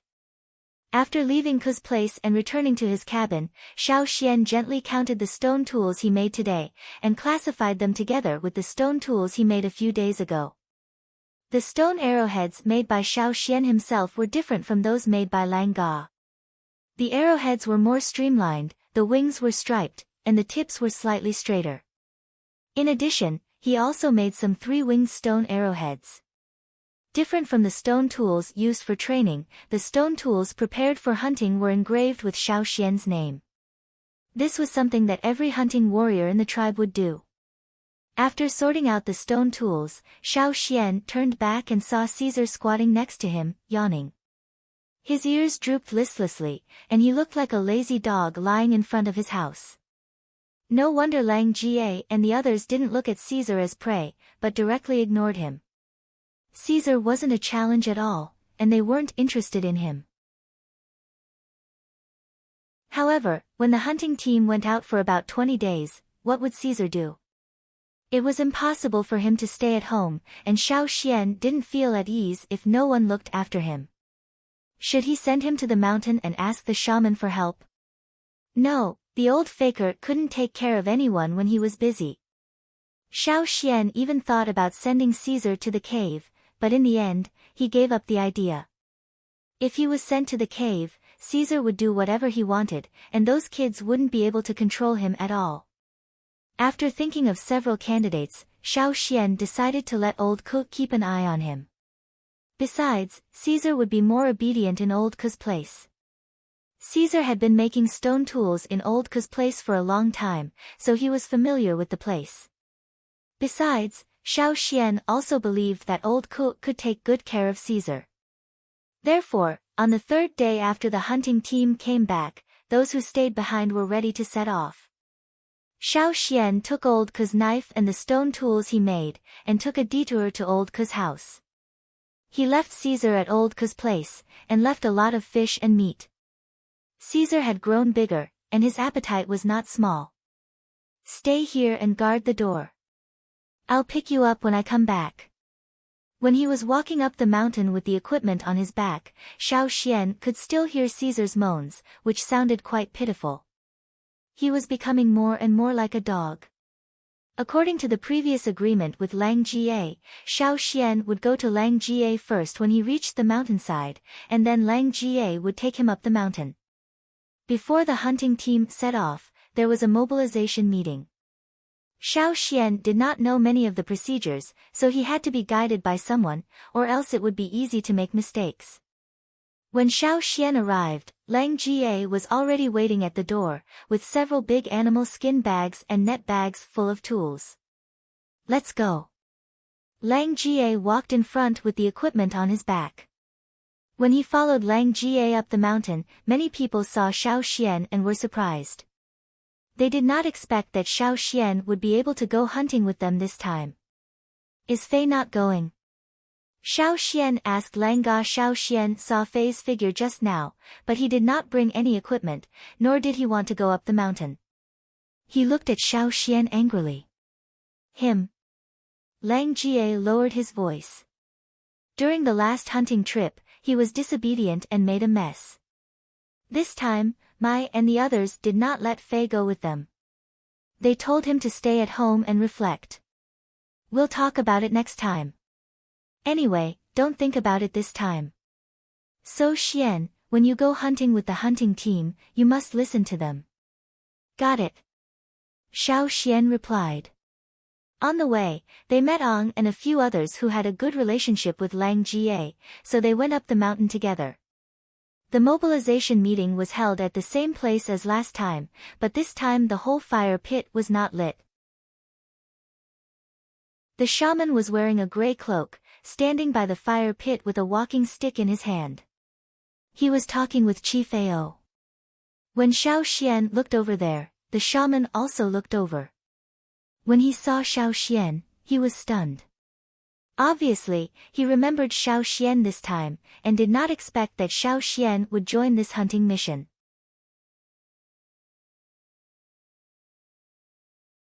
Chapter 40. Although confused, the shaman did not ask, but continued with his work. It was not like the scene of 1,000 people worshipping the marquis. Every time there were only about 200 people in the hunting team. The wounded from the previous hunting team would stay in the tribe to recuperate, and those who had to take care of others, were not in good condition, or had other things to do would not be included in the hunting team. Therefore, even if they were all in the same hunting team, the number of people in each hunting team was not always the same. After Lang Jie and the others entered the hunting ground, they consciously stood in their usual positions, and Xiao Xian stood beside them.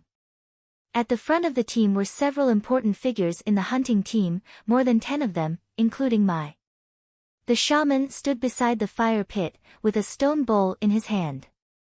In the stone bowl, there were some dark green pigments extracted from plants. One by one, the warriors walked over and asked the shaman to draw patterns on their faces. The patterns were similar to the shape of the totem. The shaman was murmuring something while drawing, but Xiao Xian could not hear it clearly. Or perhaps, even if he heard it, he would not understand what it meant. Not everyone in the hunting team could have their faces painted by the shaman. Only the important figures in the hunting team were qualified to have their faces painted by the shaman. At this moment, they looked very serious, as if they were performing some kind of sacred ceremony. Looking at Lang Jie and the others, their eyes were full of envy. They were probably thinking that one day they could stand in front of the team and receive the shaman's blessing before the hunting team set off. Although he had other thoughts, Xiao Xian's face was still as serious as the others, with a little bit of envy. When the 10 or so warriors finished painting and returned to the hunting ground, the solemn atmosphere suddenly relaxed. Under the lead of the chief, they began to sing the hunting song. Unfortunately, Xiao Xian did not know how to sing at all. Xiao Xian had heard the hunting song several times, but he could not master it. He also did not know that the hunting team had to sing it together before the hunting team set off. Damn, it was like not knowing how to sing the national anthem at the flag-raising ceremony. It would be so embarrassing if he said it out loud. But the problem was that in the tribe, the song of hunting was usually taught by parents and elders. Xiao Xian came from the cave, and Xinz was not an original, so he had never paid attention to this. Lang Jie and the others also did not think about this aspect, so they all neglected it. However, Xiao Xian was not a real child after all. He did not know how to play the song of hunting, but he knew how to make up the numbers. Xiao Xian's expression didn't change. He stood there calmly, his mouth opening and closing, but he didn't make a sound. If one didn't pay attention, they wouldn't be able to tell that he was different from the crowd. Since the beginning of the world, our ancestors have been here. When the tribe rose, hunting was the priority. As the spring warmed up, the ice and snow melted. Birds and beasts jumped happily. Birds chirped and beasts roared. Hunters went far away. At first, Xiao Xian thought that the song of hunting would be over after a few lines, but as he waited, he realized that the song was really fucking long. It was like a story, from hunting in spring, to summer, to autumn, and finally ending in winter. Not only was it long, but it also had a fucking tragic ending. It was as if they were going to die. He wondered which master in the tribe wrote this song.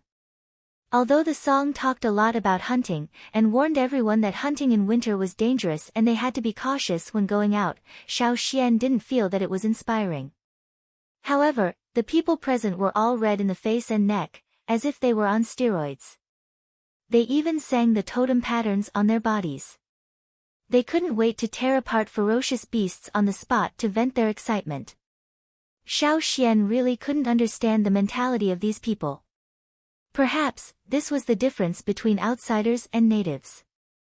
When Xiao Xian was singing with his mouth open, the shaman glanced at him several times. Xiao Xian knew, but he still didn't look away. He followed the example of Lang Jie and the others. When others were excited, he was also excited. When others roared with their spears, he also roared with his spear.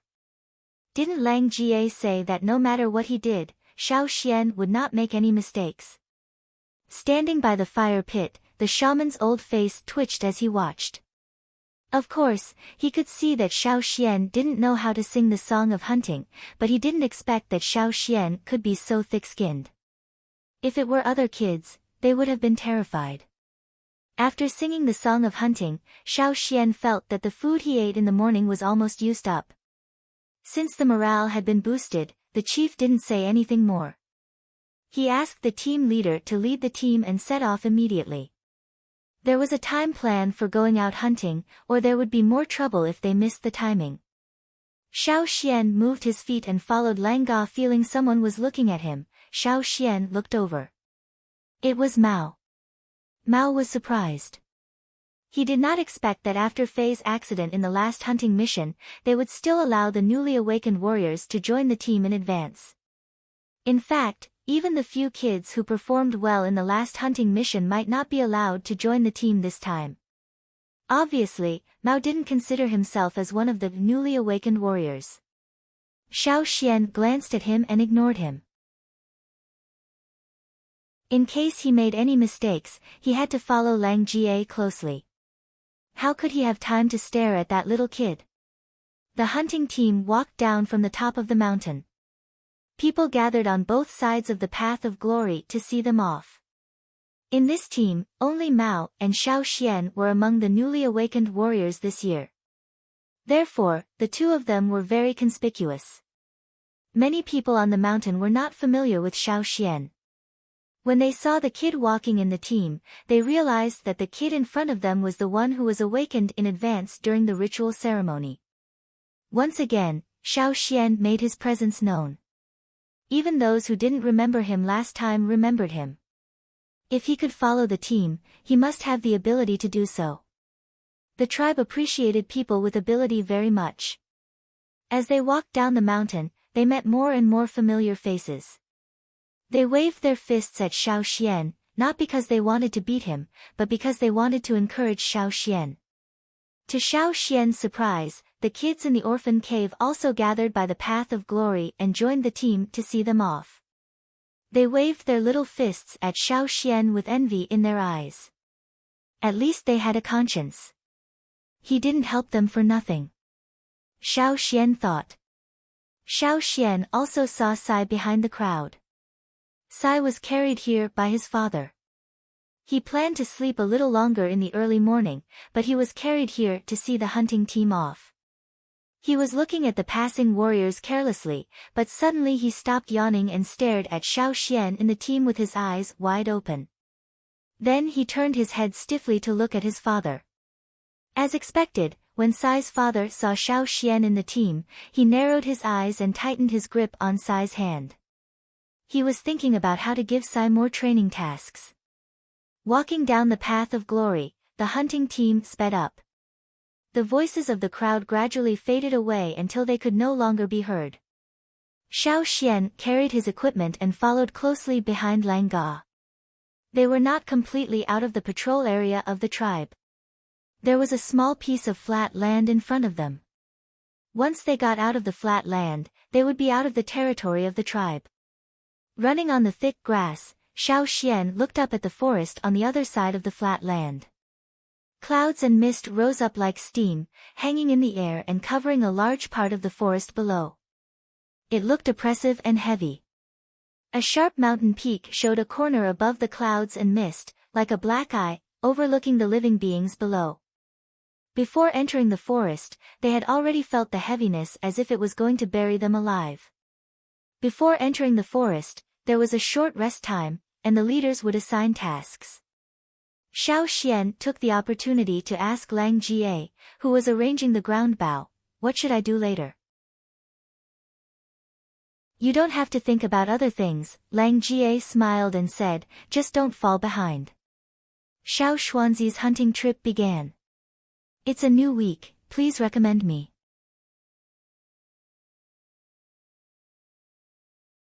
Chapter 41. After a short rest, the team leader led 40 warriors into the forest, while the others waited here. The rest of the warriors were divided into 5 groups. According to the original plan, they would enter the hunting areas separately in a fan shape, instead of gathering together. Xiao Xian was listening to Lang Ga's words, and when he looked up, he saw Mai and Mao coming over. "That kid didn't follow us last time. Why is he here this time? Does he want to change the route?" Ang whispered to his companions. "I just saw Mao go to find the team leader, and then Mai was called over," said Kuei, who had a good relationship with Lang Jie, and Ang Kuei was only a few years older than Xiao Xian, but after the awakening, he became taller. Now he looked not much shorter than Lang Jie and the others. Lang Jie and Ang both curled their lips. Xiao Xian knew it in his heart, because he heard Lang Jie and the others talk in private. The team leader of the hunting group was Mao's father. There were 2 reasons why Mao was able to join the hunting team. First, he was indeed capable, and he was indeed stronger than most of the other kids who were awakened in the same batch. His performance in the last hunting mission was also very good. The other reason was that he was ordered to join the hunting team by the team leader. Considering these 2 reasons, no one in the team had any objection. Obviously, it was Mao's idea to join their group this time, and the team leader had agreed. "Xian, Mao, and you awakened in the same batch, and you two are about the same age. But Mao has more hunting experience than you, so you two should communicate more," Mai said. "Okay." Xiao Xian didn't show any displeasure, because he was not qualified to raise any objection. Out of Xiao Xian's expectation, Mao did not show his usual arrogance of, "I am the best in the world," nor did he look at Xiao Xian provocatively. Instead, he behaved himself and listened to Mai's plan carefully. From this point of view, he was smarter than Fei. After a while, the sound of a wooden whistle came from the forest in the distance. The whistle sounded like the chirping of a bird, but it also sounded like the cry of a deer. In this forest, it was not considered abrupt. That was the signal sent by the advance group, which meant that there were no ferocious beasts in front of them that were beyond the abilities of the hunting team, and there was nothing unusual compared to the previous hunting teams. The following teams could continue. The advance team would send out the news after the initial investigation, but they would not wait for the following teams to hunt together. They were considered people from the first level, so their hunting area was naturally different from the teams led by Mai and the others. Tua and Kiki, whom Xiao Xian knew, were both in the advance group. Alright, let's go. Mai called out to the rest of the team, same old rules, we have to get to the other side of the mountain before sunset. Xiao Xian looked at the mountain that the mic was pointing at. The mountain was huge and tall. This would have been impossible in his previous life, but in this world, it seemed to have become a habit. The other hunting teams also had their own hunting routes. Some of them did not go over the mountain, but took a detour and went in other directions. Stepping into the dense forest, the team of about 30 people, each carrying a lot of things, walked through the forest, but did not make much noise. Above them, numerous ancient trees were clustered together, and their branches and wide leaves almost covered the entire sky. Below the trees, there were many unknown shrubs, and in the places where the shrubs did not gather, there were some ancient trees with their well-developed roots protruding from the ground. Figures jumped from the ground to the tree trunks, and nimbly jumped on the branches. The 30 people jumped one by one, but the branches only shook slightly. The rustling of the leaves did not attract the attention of other creatures in the forest.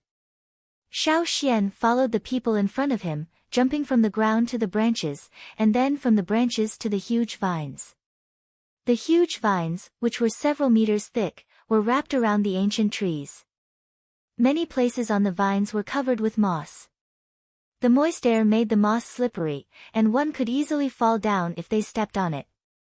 However, as long as they were steady, it was also a good slide. Stepping on the vines, they slid quickly. Their noses were filled with the fresh smell of plants, mixed with the fragrance of flowers.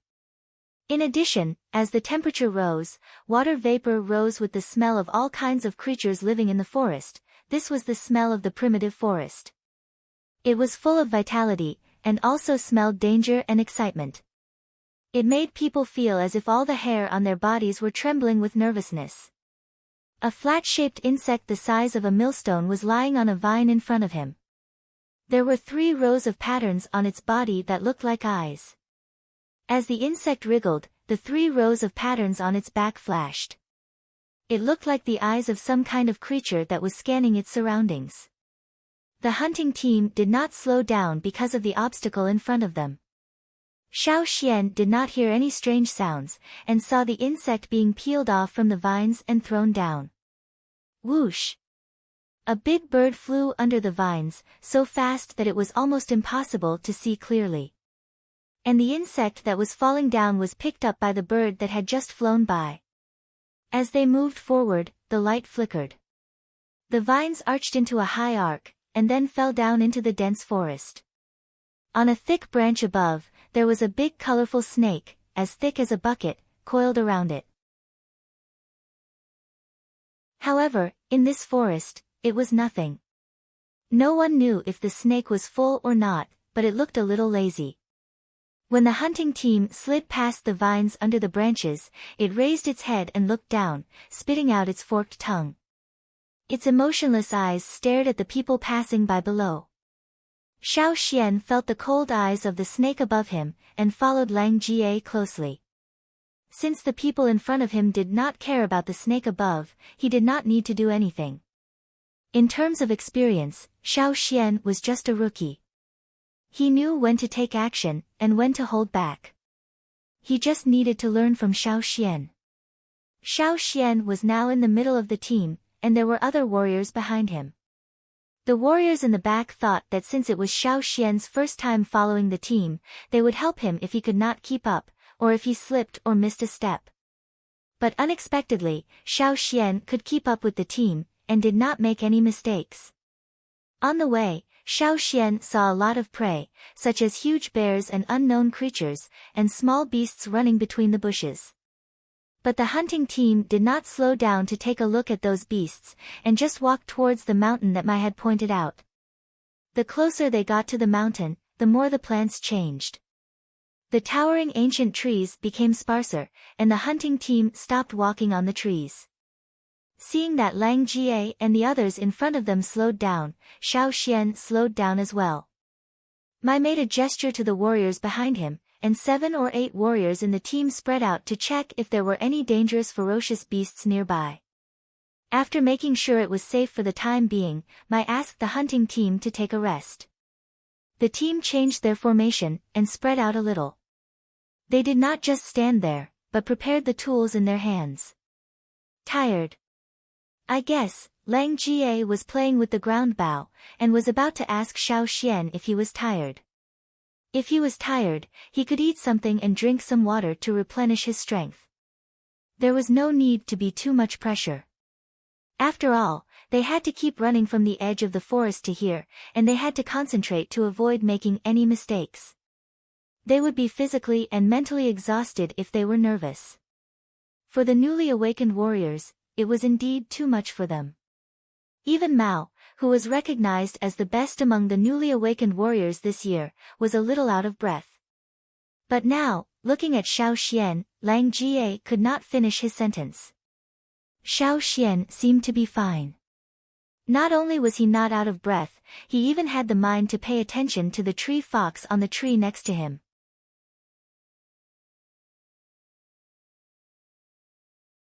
Chapter 42. It was Xiao Xian's first time seeing a small animal called a tree civet. It was about the size of an adult's palm, and its gray fur was mixed with brown stripes.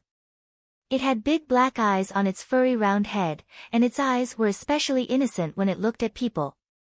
Its ears were slightly lowered as it crouched on a 10-meter-high branch, hugging the tree trunk and looking down at the people below. "Don't look at it, that little thing doesn't taste good," Lang Jie said to Xiao Xian in a low voice. They were resting here and didn't forbid them from talking, but they all kept their voices low. Generally speaking, the warriors in the tribe weren't picky about the taste of their food. They would eat anything that didn't taste good, as long as it could replenish their energy. However, if it was rated as not tasty, then it wasn't just a matter of tasting bad. There might be other adverse effects on the body. "Aren't they afraid of people?" Xiao Xian asked in a low voice. Actually, many wild beasts don't show fear when they see a human for the first time. Instead, they show curiosity. But if you show a little bit of killing intent, then it's different. While speaking, Lang Jie raised his bow and aimed at the tree civet on the tree. The tree civet, which looked especially innocent and harmless, suddenly had a murderous look in its eyes. Its mouth, which hadn't been open before, was now wide open. Xiao Xian could see the sharp teeth in its mouth. Lang Jie didn't shoot at the tree civet, but lowered his hand, no longer aiming at it. "It doesn't taste good with less meat, and its cry is also unpleasant," Lang Jie said and went back to loading his ground bow, checking if there was any damage. After Lang Jie left, the tree civet on the tree returned to its original appearance. A finger-long flying insect flew over and flapped its wings. The surface of its body was covered in a layer of fine scales that reflected the sunlight and flickered. One moment, it would appear in one place and the next moment, it would appear in another place. They flew extremely fast in the air and could change positions in an instant. Whoosh! The tree civet waved its arms, as if it had already predicted where the flying insect would fly next. It stretched out its claws and clawed at the insect. In the blink of an eye, the flying insect was trapped between the tree fox's claws. Xiao Xian watched as the tree civet twisted the flying insect and broke its wings. Then, like a deep-fried dough stick, it ate the flying insect in one bite. As it chewed, it stared at Xiao Xian who was under the tree. When only the tail was left, the tree fox stopped gnawing. It looked at the remains on its claws and then looked at Xiao Xian who was under the tree. Then, it threw the tail towards Xiao Xian. Xiao Xian sensed the insect carcass being thrown at him at high speed. He moved half a step and dodged it just in time. What the hell? The tree civet on the tree began to bark. Xiao Xian thought that the tree civet was dissatisfied because he avoided it, but he caught a glimpse of Ong moving not far away. He then looked at the tree civet on the tree and saw that it had already run away, as if it was avoiding something. Ong ran in the opposite direction of the tree civet, and climbed up a tree nimbly. On his back, he carried 5 short spears, which were half the length of the ones he usually used. They could be used as javelins. The rest of the hunting group quieted down and slowed down their breathing. If they hadn't seen it with their own eyes, it would have been hard to imagine that there were so many people here. Ong seemed to have seen something. He quickly and quietly pulled out a short spear and was about to throw it. But before he threw it out, he stopped and made a gesture to Mai. Mai thought for a while, and waved his hand to ask Ong to come back. Ong looked regretful, and went back to the hunting group after climbing down the tree. At the same time, the hunting group hid behind the protruding stones and trees. Xiao Xian followed suit. After 2 breaths, Xiao Xian saw something that looked like a fox jumping out of the bushes. It looked around, and then ran away in one direction. Lang Jie signaled Xiao Xian to continue to wait. After a while, Xiao Xian heard a rustling sound. It was the sound of a creature moving and rubbing against the branches. A creature about 7 meters tall slowly appeared. It had brown fur, 4 thick limbs, and a thick and powerful tail behind it. It looked a little fierce, but looking at its slow and heavy body, it looked a little lazy. It sniffed with its nose, and walked to a few trees. It stood on its hind legs, with its strong tail behind its back, forming a tripod with its feet. After standing up, it exposed its front claws, which were like sickles, and hooked the trees in front of it. It easily cut off branches and leaves from the trees, as if it was cutting wheat. It was an animal that ate leaves as its main food. But judging from Mai's behavior, Xiao Xian also knew that this big guy was not easy to deal with. Thinking back to the hunting stories he had heard before, this big guy in front of him should be a giant-clawed beast. In Xiao Xian's eyes, this giant-clawed beast was already very big, but in fact, this one was not yet an adult. An adult giant-clawed beast was even bigger.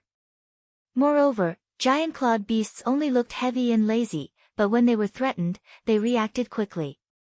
Their huge claws could easily uproot trees. In fact, giant-clawed beasts were also on the hunting list of the hunting team, but Mai did not send anyone to hunt them now. The trees were not big, and the giant-clawed beast quickly ate up most of the leaves on the trees.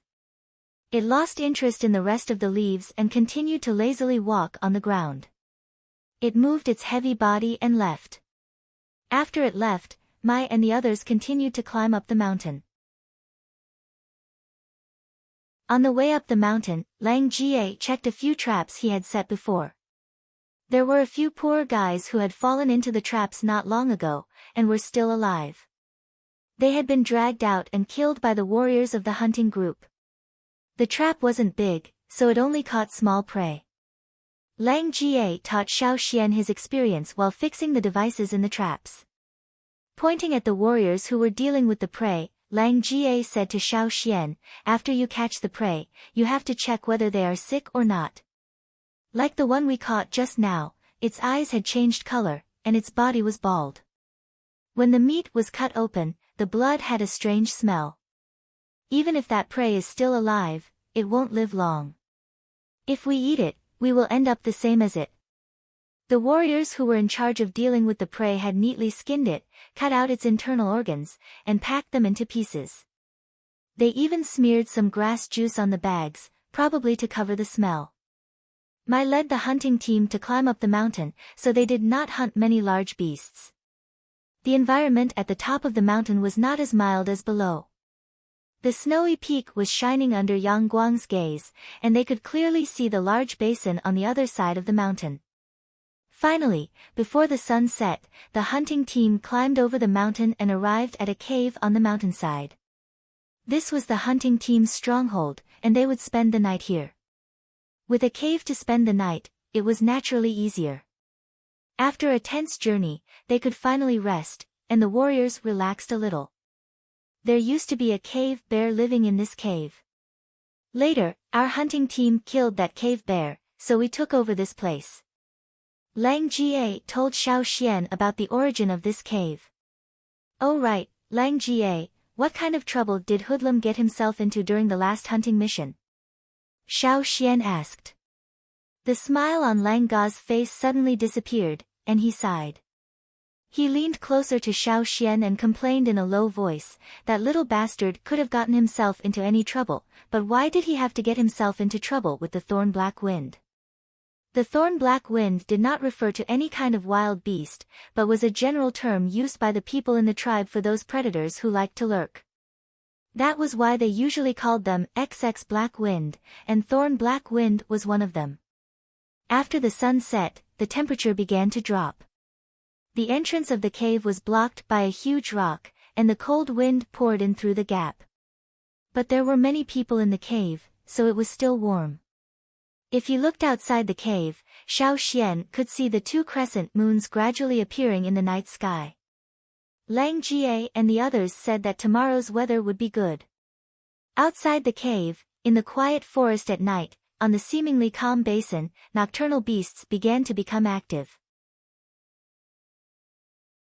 In a small pond at the foot of the mountain, the calm surface of the water began to ripple, and a huge body quietly emerged from the water, crawling out of the pond. Outside the pond, several nocturnal beasts who were drinking water had already fled for their lives. The giant beast did not rush to catch up with those small prey, but stood by the pond, waiting for the water to drip off its body and dry it. Even the moonlight could not reflect any light on its body. At this time, the giant beast began to move, and its huge body quickly blended into the night.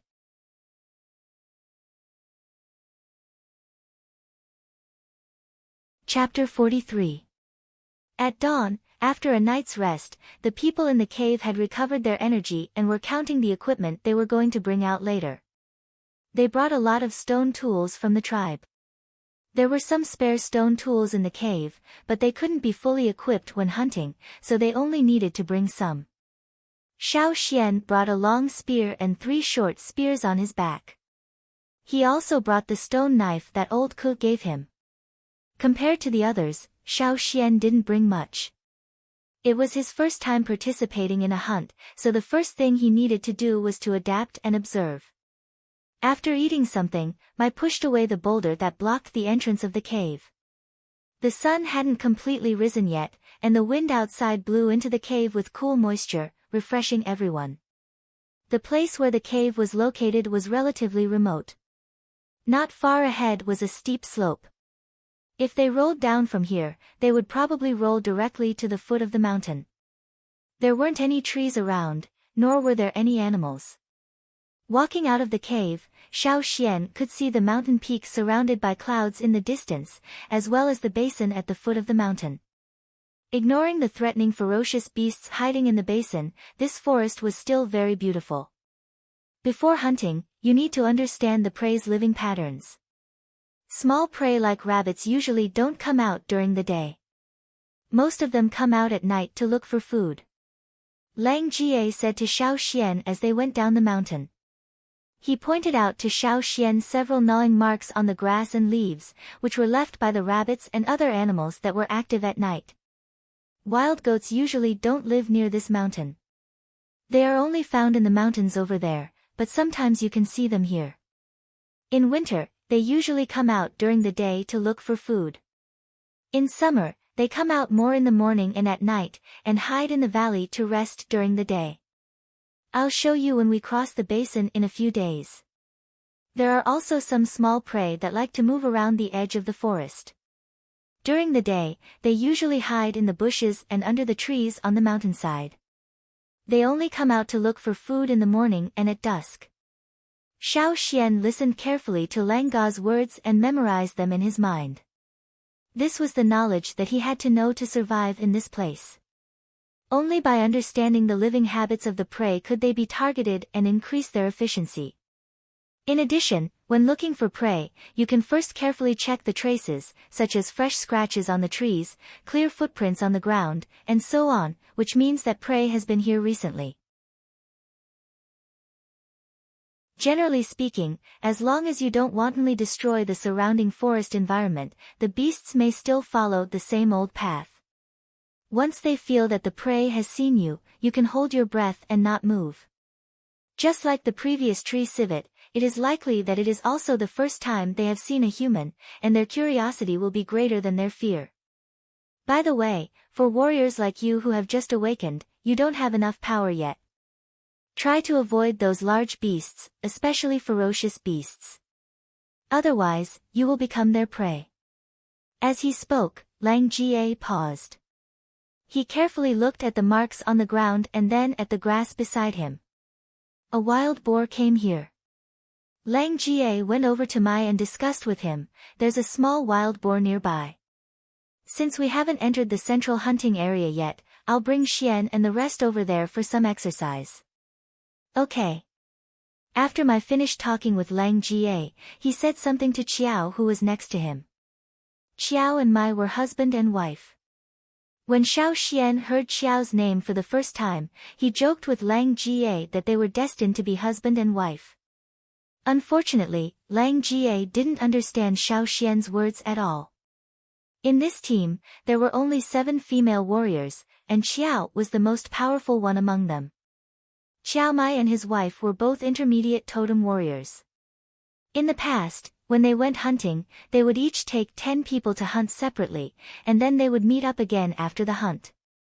According to the action plan discussed with Mai Zhao, Qiao left with a team to track the giant horned deer. Mai continued to lead the rest of the team along the original route. Lang Jie, you and Ang go to find that wild boar. I'll go over there with the others.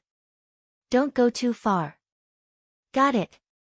Lang Jie had set traps in many places on the mountain, including rope traps, falling stone traps, and sharp knife traps. Lang Jie pointed them out to Xiao Xian one by one, so that he wouldn't fall into them. Soon, Lang Jie found the wild boar's trace. He asked Xiao Xian and Mao to wait here, and he went to drive the wild boar over.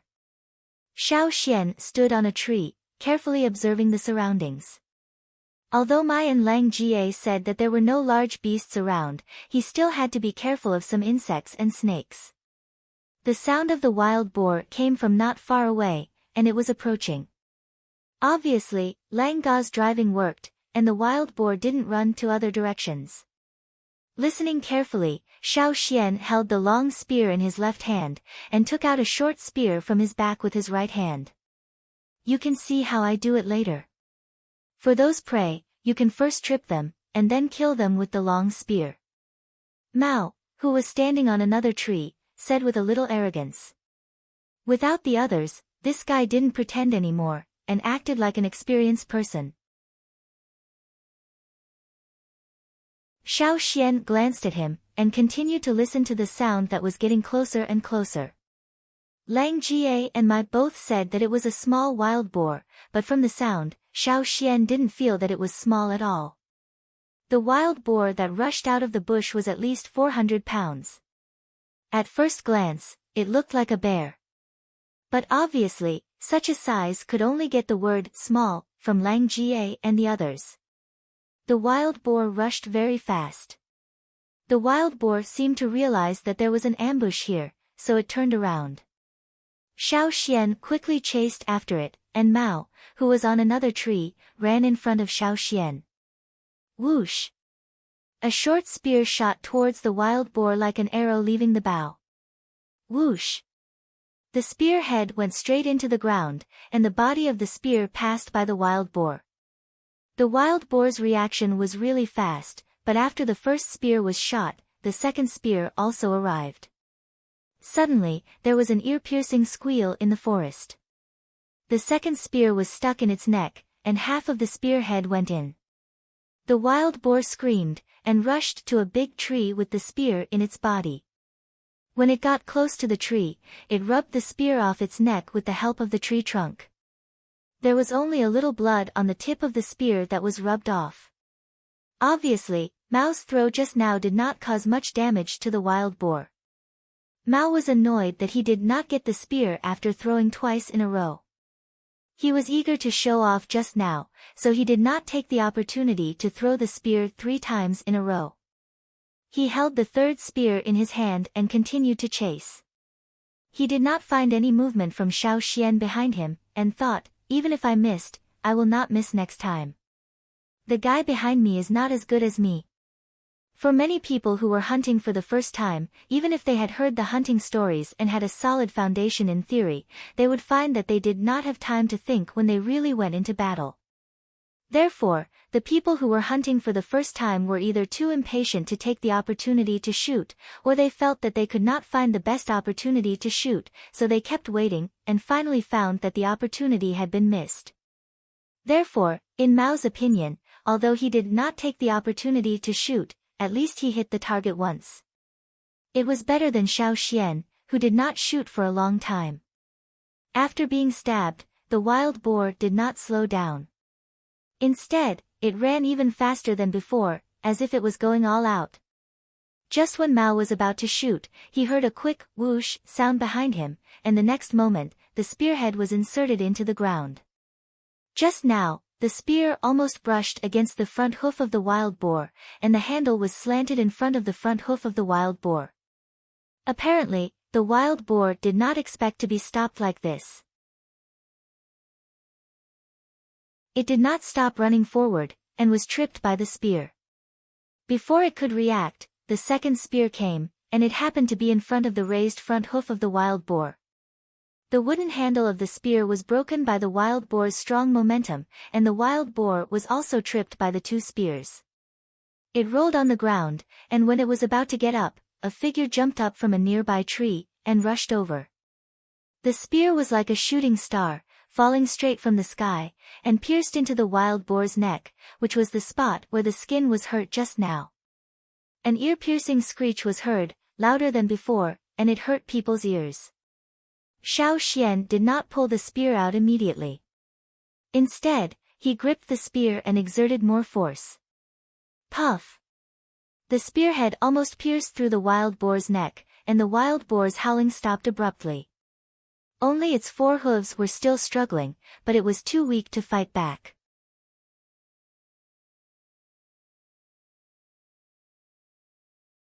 Chapter 44. Lang Jie and the others soon appeared next to the wild boar. They had been watching from behind, thinking that it would take a while for the 2 kids to kill the wild boar. Unexpectedly, they did it so quickly. Not bad. Lang Jie said, looking at the wild boar that was still alive. To use a stone spear, one must be fast, accurate, and strong, or it would be difficult to use it effectively, not to mention the wild boar with thick skin. No matter how good the stone material was, it had to be used properly. However, judging from the situation just now, the 2 kids were good at using the spear. Lang Jie and the others nodded in their hearts. But Mao, standing next to them, was still in a daze. He did not expect that Xiao Xian, who had not made a move before, could be so fast. From the first spear to the wild boar's neck, it was only a blink of an eye. Was this really the first time he had hunted? Not only Mao, but Lang Jie and the others were also sighing in their hearts. No wonder Mai allowed Xiao Xian to follow them this time. This kid really had the talent. In fact, Xiao Xian was just following his intuition. It was his first time hunting, so he naturally did not have much experience. But when he was chasing the wild boar, there was a moment when his intuition told him that it was a good time to strike. So, he did not hesitate to use his totem power. 2 short spears were shot out one after another, and then the last hit was fatal when the wild boar was tripped. If the wild boar was not tripped, it would be difficult for him to accurately pierce the wound. Xiao Xian looked at the broken handle in his hand, frowning slightly. 2 short spears and a long spear were all broken. The first 2 were broken by the wild boar, while the long spear was broken because the handle could not bear the force when he stabbed it. It seemed that besides the stone material of the spearhead, he also had to pay attention to the wood. Don't worry, there is plenty of good wood in the forest. We can cut some back and make them in the cave. Lang Jie comforted him. Indeed, in the tribe, there was not much good wood in the surrounding mountains. Stones were okay, but wood was not so satisfactory. Therefore, every time the hunting team went out, they would bring more spearheads, and the wood for the handles would be found in the forest. For larger beasts, Lang Jie and the others would first bleed them and put the blood into a bottle made from plant fruits such as a gourd. The blood could be eaten, and the meat that had been bled was easier to store. At this time, Lang Jie did not forget to impart his experience to Xiao Xian. The life of a wild boar is actually very fixed. Most of the time, it will rest in the grass near the water. Its daily foraging route also rarely changes. It will only look for a new place when it runs out of food or when it is threatened. When the temperature in the mountains drops, they will move to the valley that faces the sun and avoids the wind. He planned to skin the wild boar and dig out its internal organs before its body temperature dropped. However, before he could do anything, he heard a few whistles. It was a signal from the microphone, indicating that Lang Jie and the others should hurry over. There was a big prey over there. Lang Jie and the others had no time to skin the wild boar. Their expressions changed, and they packed up their things and rushed to the place where the whistles came from. Don't worry about that wild boar. Hurry up and follow us. Lang Jie said. Xiao Xian did not waste any time.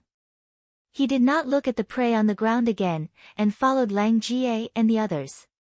There were different levels of prey. Different prey contained different amounts of energy in the meat. Compared to the same size of meat, the higher level prey could fill your stomach and even make you feel bloated. However, the lower level prey would not only not fill your stomach, but would also feel hungry after a while of exercise.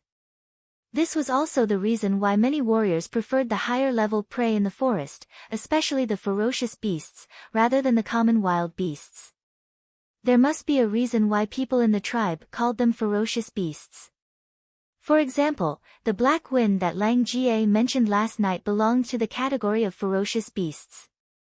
However, the people in the tribe did not dare to provoke and kill the black wind, because it was too difficult. The thumping sound was getting closer and closer. It sounded like a large creature was stepping on the ground. The ground was shaking, and there was also the sound of breaking wood. Many small wild beasts around were running away, trying to avoid this dangerous place.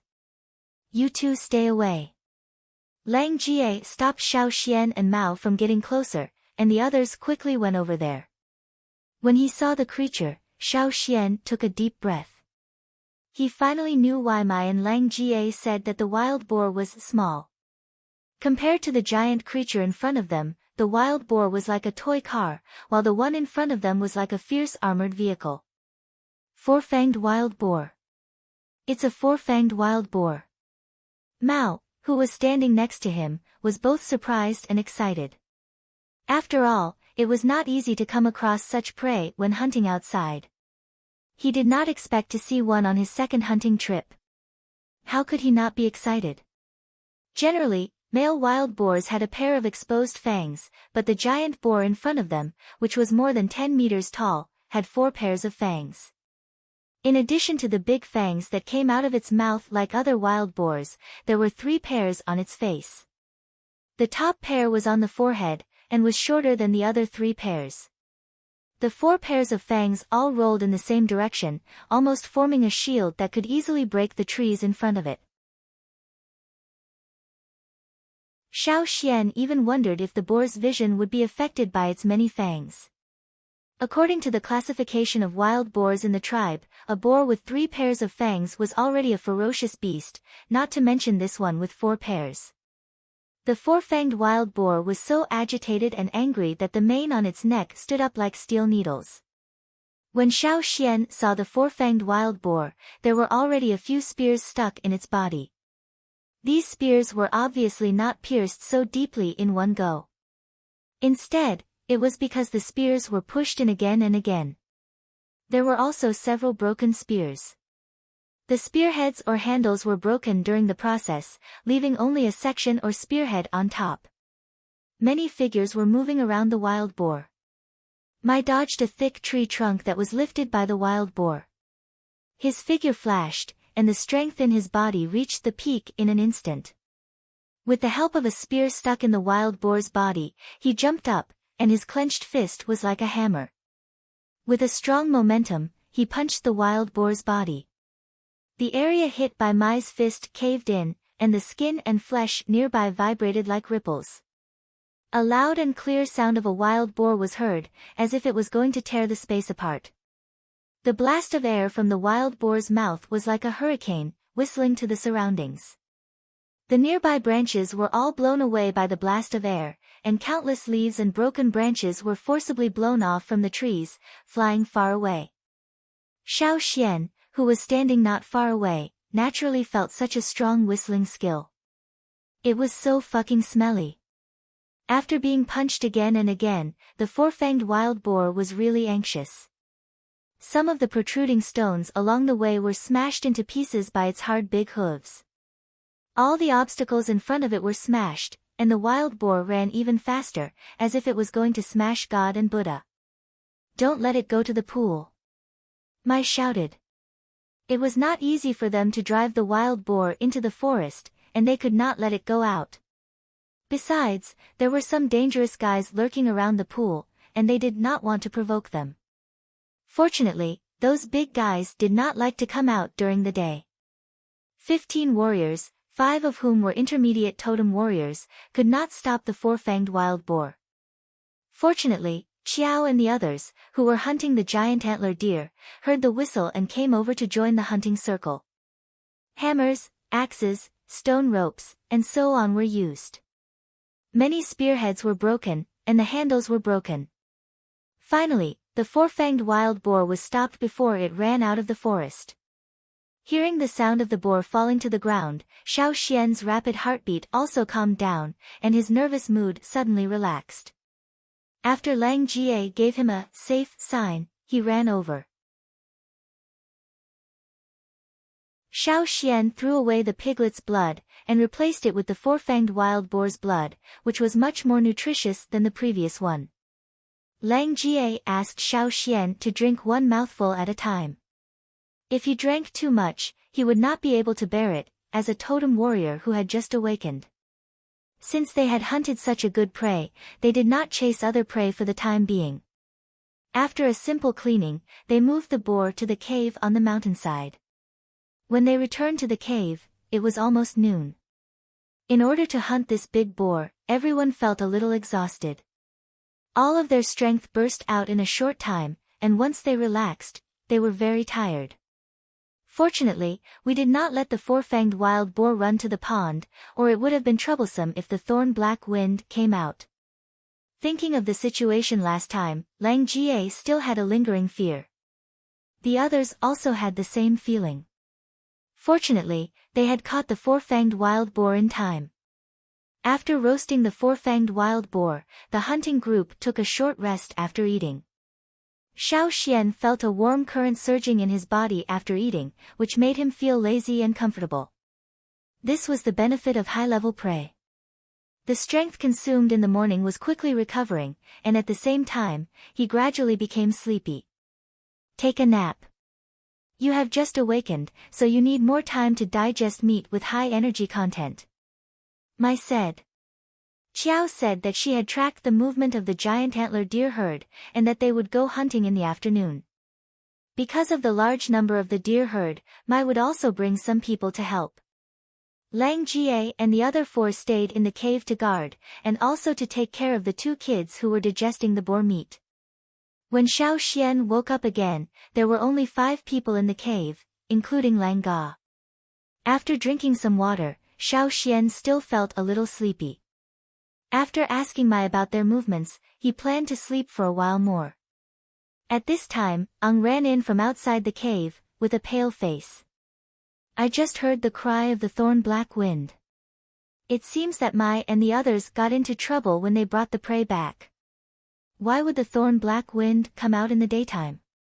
The sun is not down yet. Lang Jie and the others were so shocked that they jumped up. Although the sun had already set, it was not yet dusk, and the thorn-black wind usually came out at night, and most of the time it was late at night. Do you think it is revenge from last time? So it came out of the pond and advanced to block Mai and the others? Ong said worriedly. Shall we go and help them? Someone suggested. Lang Jie opened his mouth, and glanced at Xiao Xian and Mao who were lying on the side. It's okay. You go ahead. It is safe in the cave. Xiao Xian said. It was not suitable for him to join them in his current state. If he went, he would be a burden. You go ahead. Mao also woke up. The thorn-black wind is not easy to deal with. Although Mao did not go with Mai and the others last time, he heard from others that it took almost all the strength of the whole team to get rid of the tough big guy. It was not easy. Okay.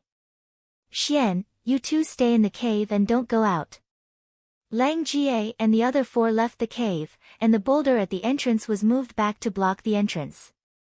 There was another vent in the cave, so they would not be suffocated. As long as Xiao Xian and the others did not come out, it was indeed safer to stay in the cave.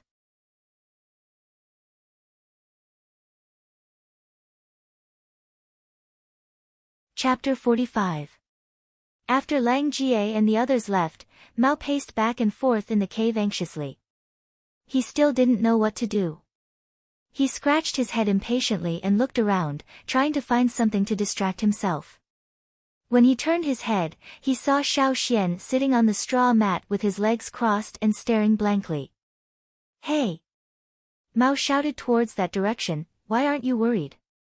Mao didn't have a good impression of Xiao Xian, but now was not the time to care about personal grudges.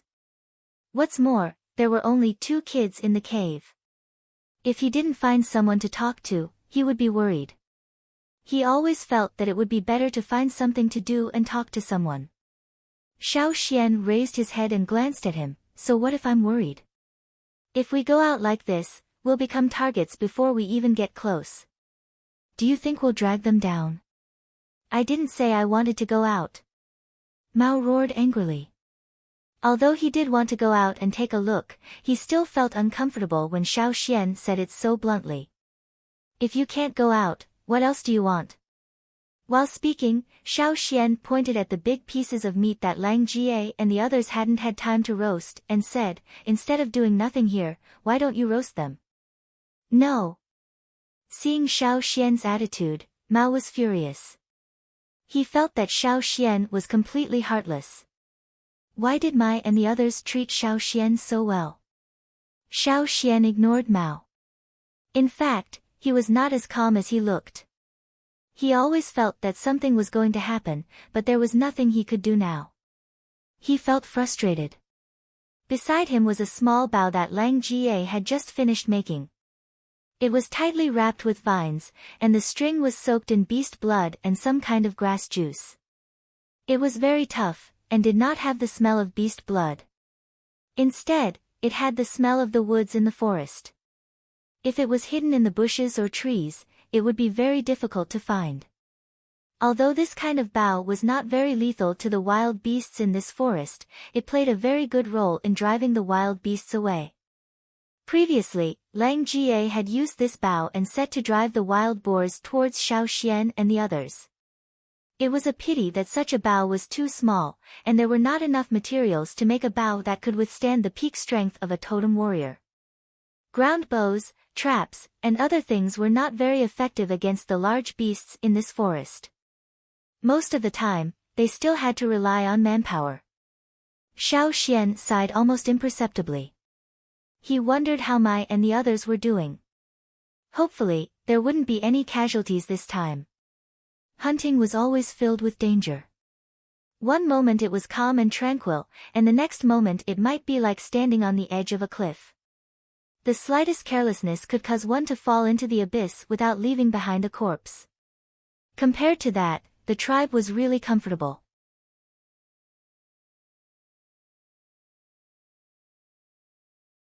Seeing that Xiao Xian still had the mood to sleep, Mao pointed at Xiao Xian angrily. His chest heaved up and down. He wanted to punch Xiao Xian, but he restrained himself. However, after Xiao Xian fell asleep, Mao walked back and forth. As he continued to digest the meat and store the energy, he also felt sleepy. He had no choice. He couldn't wait for Mai and the others to come back, and he couldn't go out of the cave. So he just lay down and fell asleep. The sky outside the cave was getting darker and darker. The sun was about to set, leaving only a little halo on the edge of the mountain in the distance. The halo was getting smaller and smaller. The noisy forest gradually quieted down. The day animals had already retreated to their resting places, and the nocturnal animals were also getting restless as the night deepened. At the same time, Mai and the others, who were stopped at the foot of the mountain, were also very depressed. The thorn black wind was very territorial. Generally speaking, there would only be one thorn black wind in one place. There was only one pool at the foot of the mountain, and the area around the pool would be considered as the territory of the thorn black wind. Theoretically, there should only be one thorn black wind here. Last time, they only met one adult thorn black wind.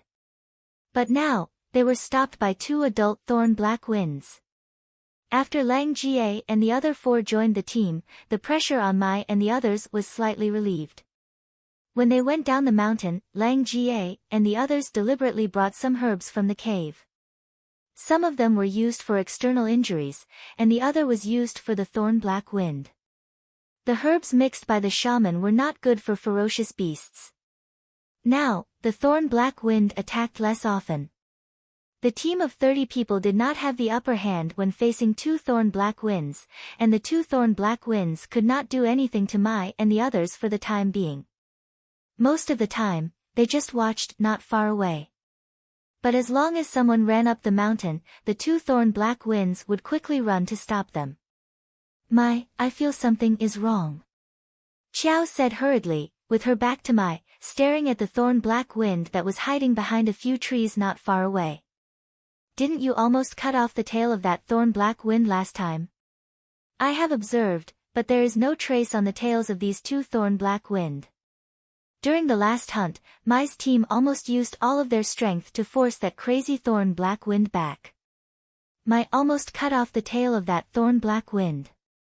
The wound was near the tip of the tail. After 30 days, even if the thorn black wind had a strong recovery ability, it was impossible for it not to leave any trace. But now, there was no trace on the tails of these two thorn black winds.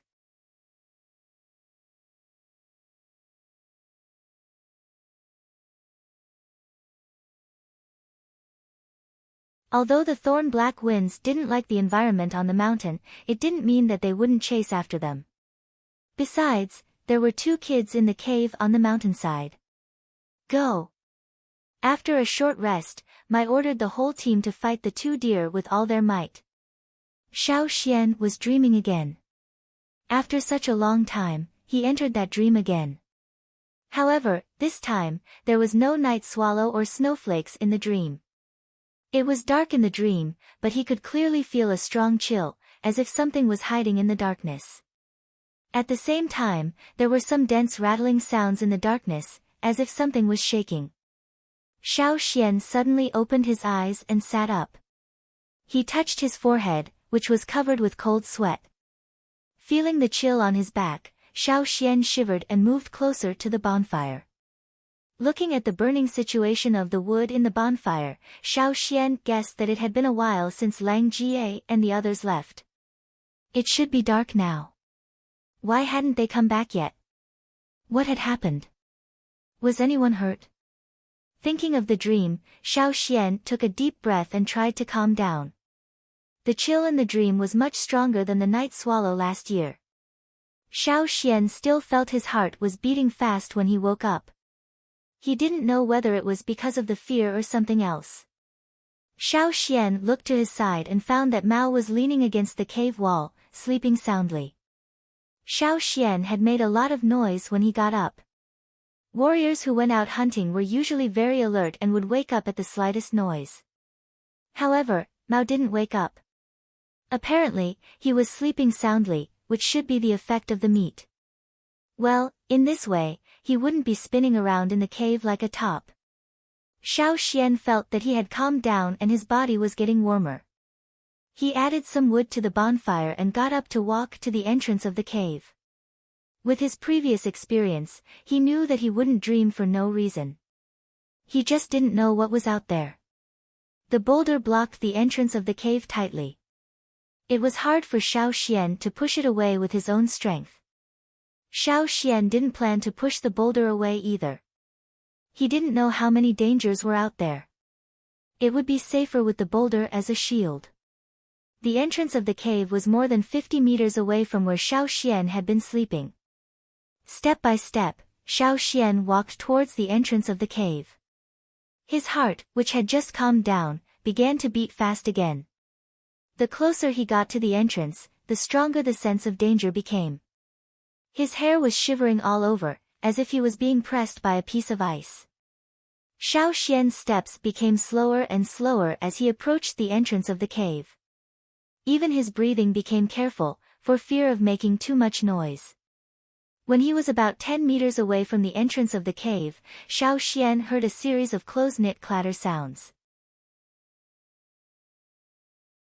It sounded like it was ringing in his ears, but also like an illusion.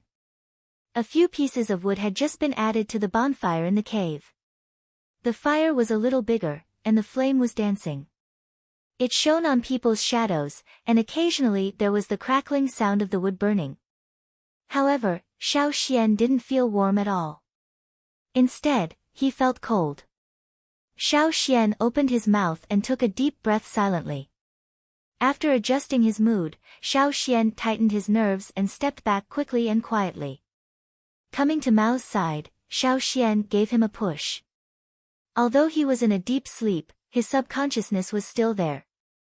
When Xiao Xian gave him a push, Mao quickly opened his eyes and put on a defensive posture. However, when he came to his senses and saw only Xiao Xian in front of him, his face immediately turned pale. When he was about to say something, Xiao Xian quickly covered Mao's mouth and glanced at the entrance of the cave. Mao was not a person who didn't understand the situation. Otherwise, he wouldn't have been allowed to follow the team. Seeing Xiao Xian so nervous, he knew something was wrong at the entrance of the cave. Opening his mouth, Mao mouthed, "What's going on?" Xiao Xian didn't have time to say anything. Looking at the top of the cave, he remembered that there was a secret vent above. He jumped up, stepped on the wall, and climbed to the top to search carefully. The cave wall was not smooth, and there were many protrusions, so it was not difficult to climb up. There were 3 vents. 2 of them were too small, and the last one was a little bigger, but it was blocked by a stone. Xiao Xian tried hard to move the stone away, and signaled Mao below to catch it. Mao was a little anxious. He didn't know what was going on outside. Mai and the others hadn't come back yet, and Xiao Xian didn't tell him what was going on. If it were any other time, he would have shouted, but now, after catching the stone, Mao carefully put it down, without making any sound. Almost at the same time, he heard a strange sound from the boulder at the entrance of the cave, as if something sharp was scratching on the stone. Mao's face changed. That scratching sound didn't sound like it was made by a human. The boulder at the entrance of the cave was moving. The evening wind blew in through the gap. The flames of the bonfire flickered even more fiercely. Mao saw his elongated shadow on the cave wall, which was distorted by the flickering flames. Mao had never encountered such a situation in his life. No matter how he used to show off in the tribe, or how he bragged about those thrilling hunting stories, he didn't know what kind of feeling it was until he actually encountered it. Except for the 2 of them, who had just awakened, no one else was there. No one would help them, and most of the creatures that got close to them were no match for them. When his grandfather, who was the chief, told him hunting stories, he once asked him, "Mao, do you know the feeling of desperation?" Mao didn't remember how he answered that question. He only remembered that he didn't take it seriously, because he didn't understand it at that time. But now, He knew.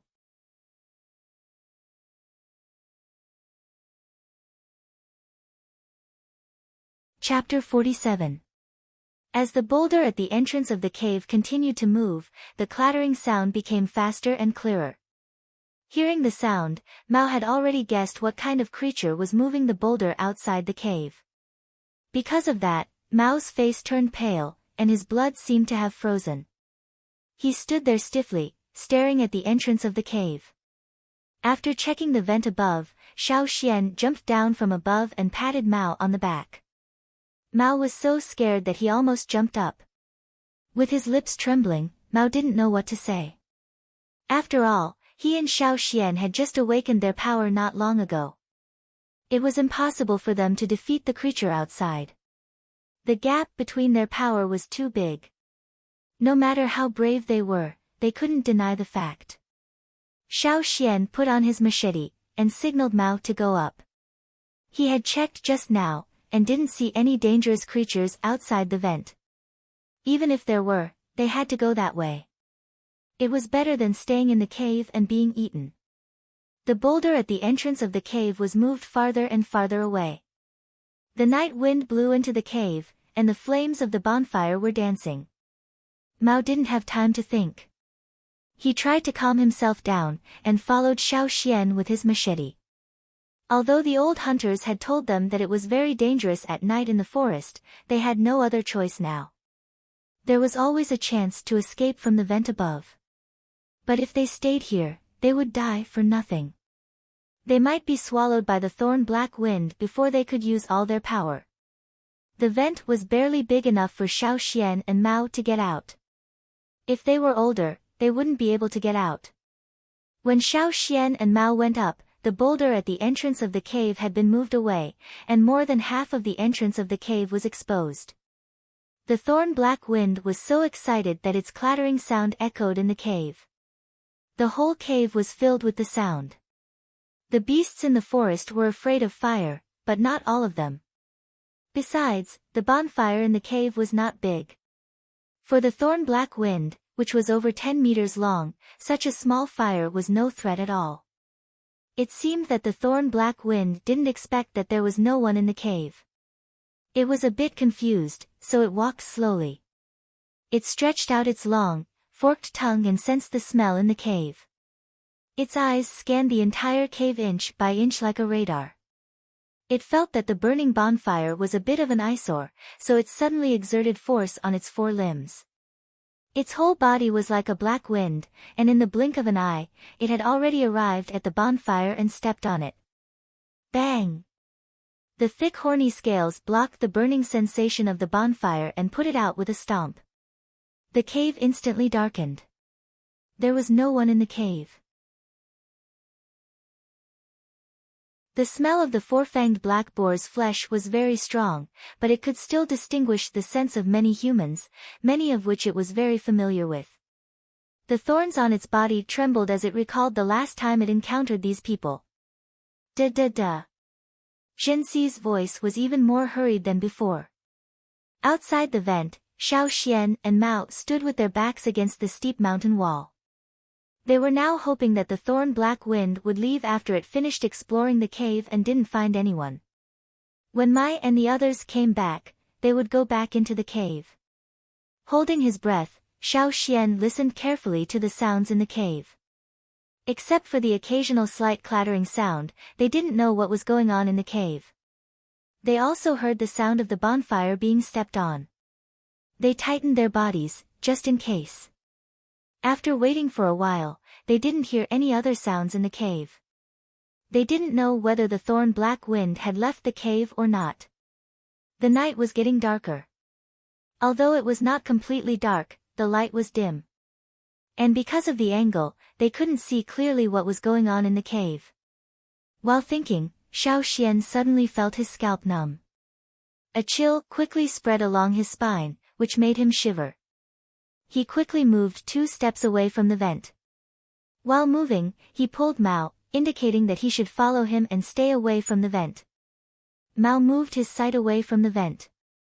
After 2 steps, he looked at Xiao Xian. When he was about to make a gesture to Xiao Xian, he suddenly felt a gust of wind behind his ear. The wind was so strong that it carried a cold killing intent. Mao felt that all the pores on the back of his neck were about to explode. Ding! The beast's claw was nailed to the mountain wall. The flying stone fragments hit Mao's body. His arm was scratched by a few sharp stones. Mao didn't care about the wound at all. He didn't have time to care about it. At the moment, he felt like his heart was being hammered. He didn't even notice when the beast's claw reached out from the vent. He didn't hear any sound at all. Everything happened too quickly, too quietly.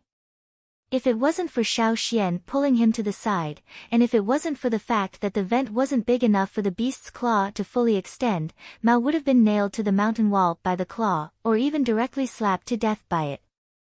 The claw that reached out from the vent was nailed to the mountain wall. When it pulled out, the sharp claw directly pried out a big piece of stone. When the claw closed, the stone was instantly crushed.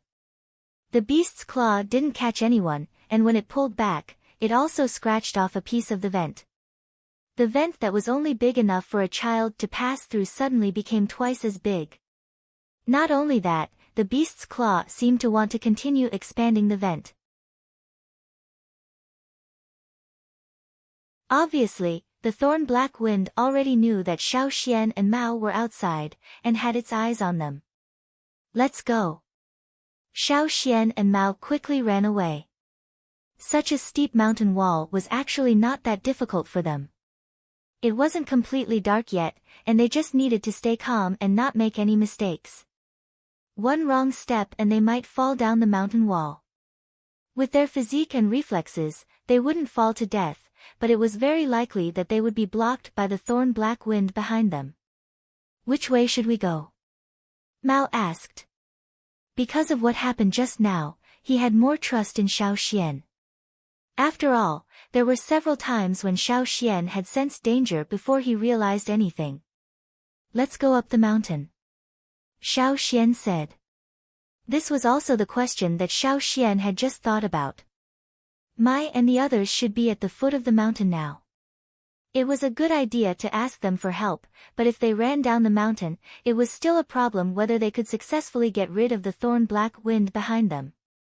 That big guy's sense of smell was too sensitive, and Xiao Xian didn't have the confidence to get rid of it directly.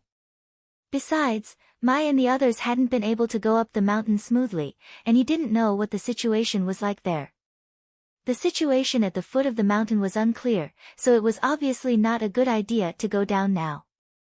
There was another reason, which was just Xiao Xian's guess. While running up the mountain, Xiao Xian asked, "Is the thorn-black wind afraid of the cold?" Xiao Xian's question reminded Mao of something. I heard that the thorn-black wind seldom goes up the mountain, and likes to stay in warm and humid places. While speaking, Mao also understood Xiao Xian's meaning. The temperature would drop a lot as they went up the mountain. The temperature difference between the top and the bottom of the mountain was huge. The place near the top was covered with snow, and the top was covered with ice and snow all year round, so there were not many dangerous creatures living up there. The real danger was the environment, which was very cold. As far as he knew, the thorn-black wind was very persistent about its prey, and had a very sensitive sense of smell. Once it set its eyes on something, it wouldn't give up easily. Below was the territory of the thorn-black wind. It was still night, when the thorn-black wind was most active. Going down was like sending oneself to the mouth of the thorn-black wind. They would either freeze to death or be eaten. If Mao had to choose, he would rather go up the mountain, where there was at least a chance of survival. It would be better if the thorn-black wind behind them couldn't stand the cold environment and retreated. Behind them came the sound of rocks breaking, which meant that the vent was getting bigger and bigger. Among the sounds of rocks breaking, there was also a rapid shaking sound. The thorn-black wind seemed to be getting more and more agitated. In fact, the thorn-black wind could directly go out from the vent, and then catch up with them, but it didn't do that. Maybe it didn't think of that way, or maybe it didn't think that such a narrow vent was a big problem for it, so it didn't bother to take a detour. Or maybe, there were other reasons. When Xiao Xian and Mao were running up the mountain, Mai and the others at the bottom of the mountain were also attacking, and the two thorn black winds were about to retreat. Mai was overjoyed, but soon after, his expression turned ugly. The sound coming from the mountainside was not loud, but it was very quiet now, and with Mai and the others' extraordinary hearing, they could naturally hear the sound of rocks breaking. Mai heard it, and so did the others. Their faces suddenly changed. Is it from the other side of the cave? Xiao said in surprise.